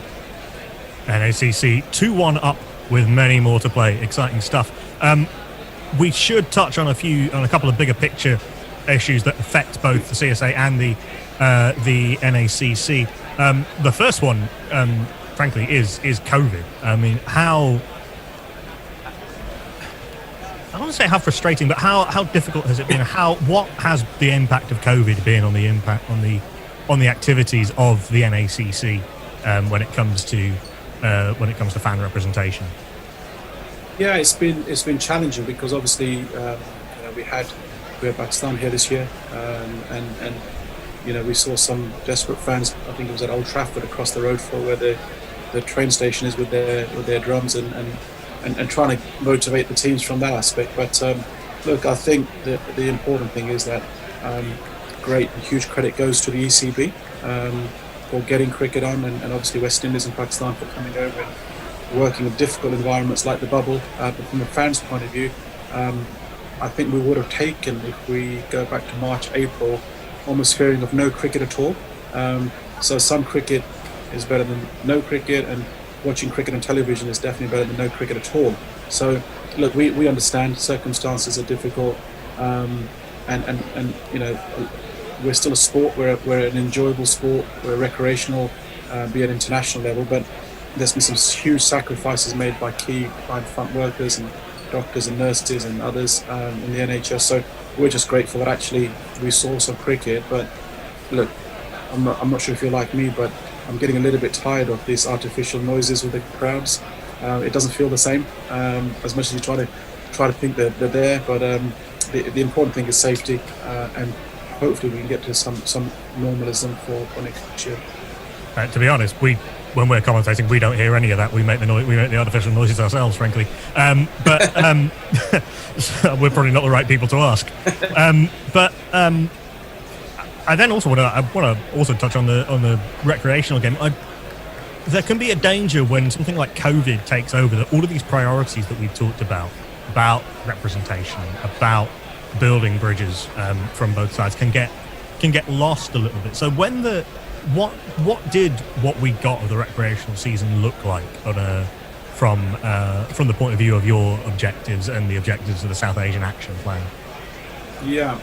Well, if you ask the Pakistani community that were fasting, they would probably thought actually it was brilliant, because for the first time in many years they weren't able to play cricket during the fasting period. But so that would have been a challenge. And I think in some ways the South Asian community, from what I've heard and from what I've seen, they were averse to having teas outside and separation and social distancing. If you see some of the guys playing cricket on a Sunday in the parks, they will get their biryani pots and whatever food they bring, and they'll be sitting socially distanced away under a tree. Don't have the luxuries of changing rooms and being in clubhouses as such. But it did have a knock-on effect. We were given probably a 9 or 10 week season at the recreational level.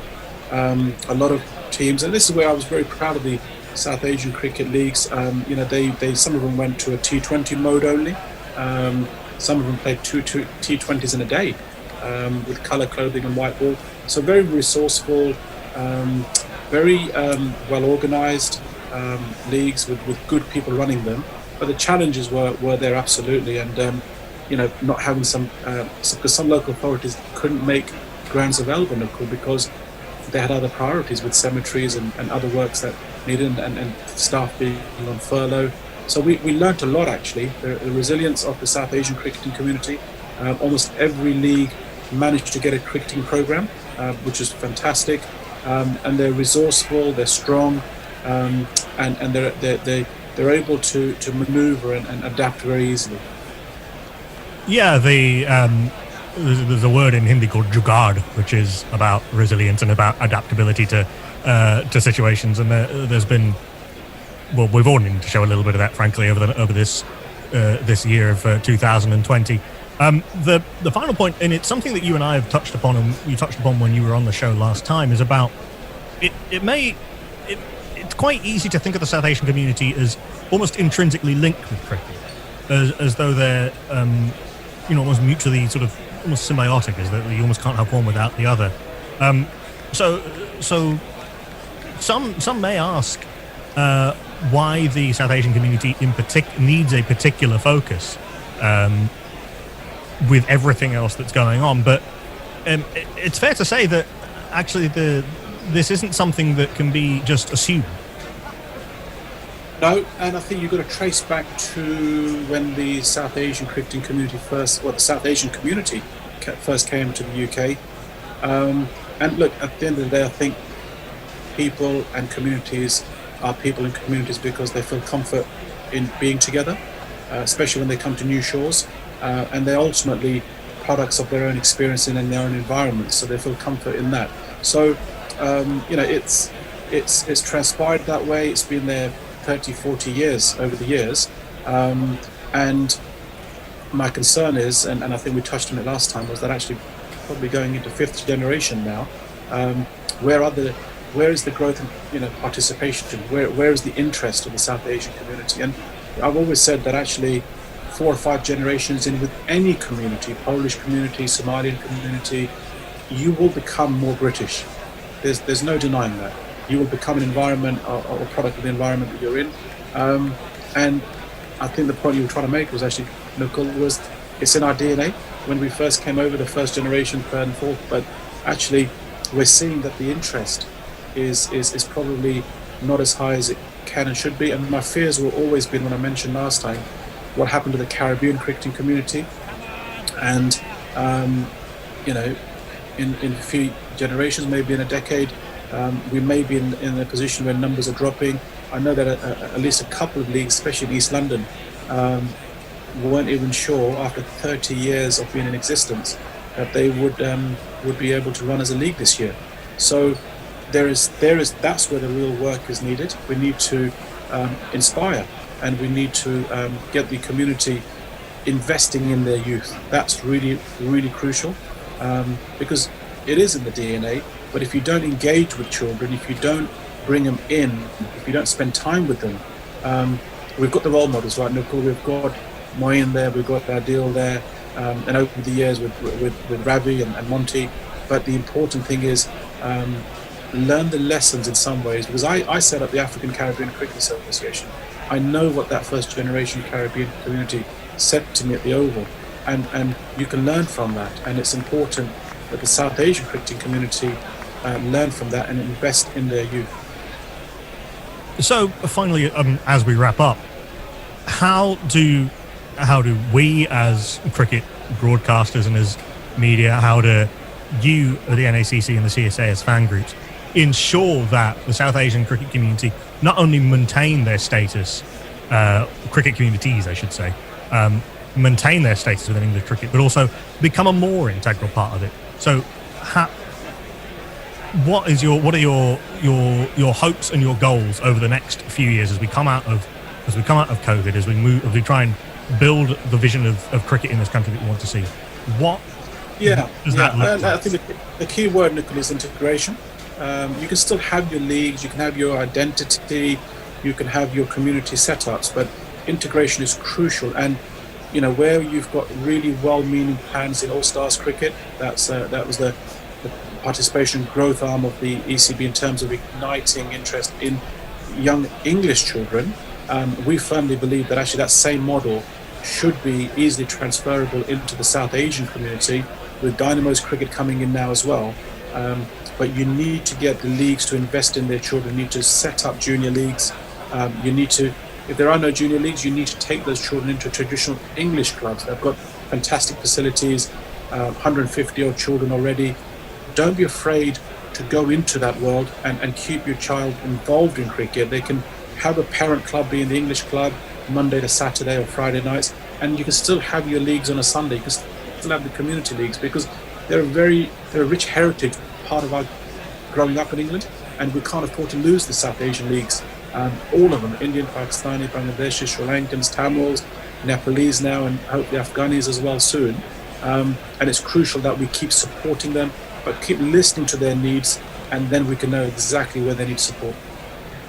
And that is a perfect way to end. And it's also very much incumbent on those at the top of institutions across England, county boards and national boards and existing league structures, to also keep listening to the needs of their constituents, and particularly the South Asian constituents, so that we can make this wonderful game of cricket in this country in which we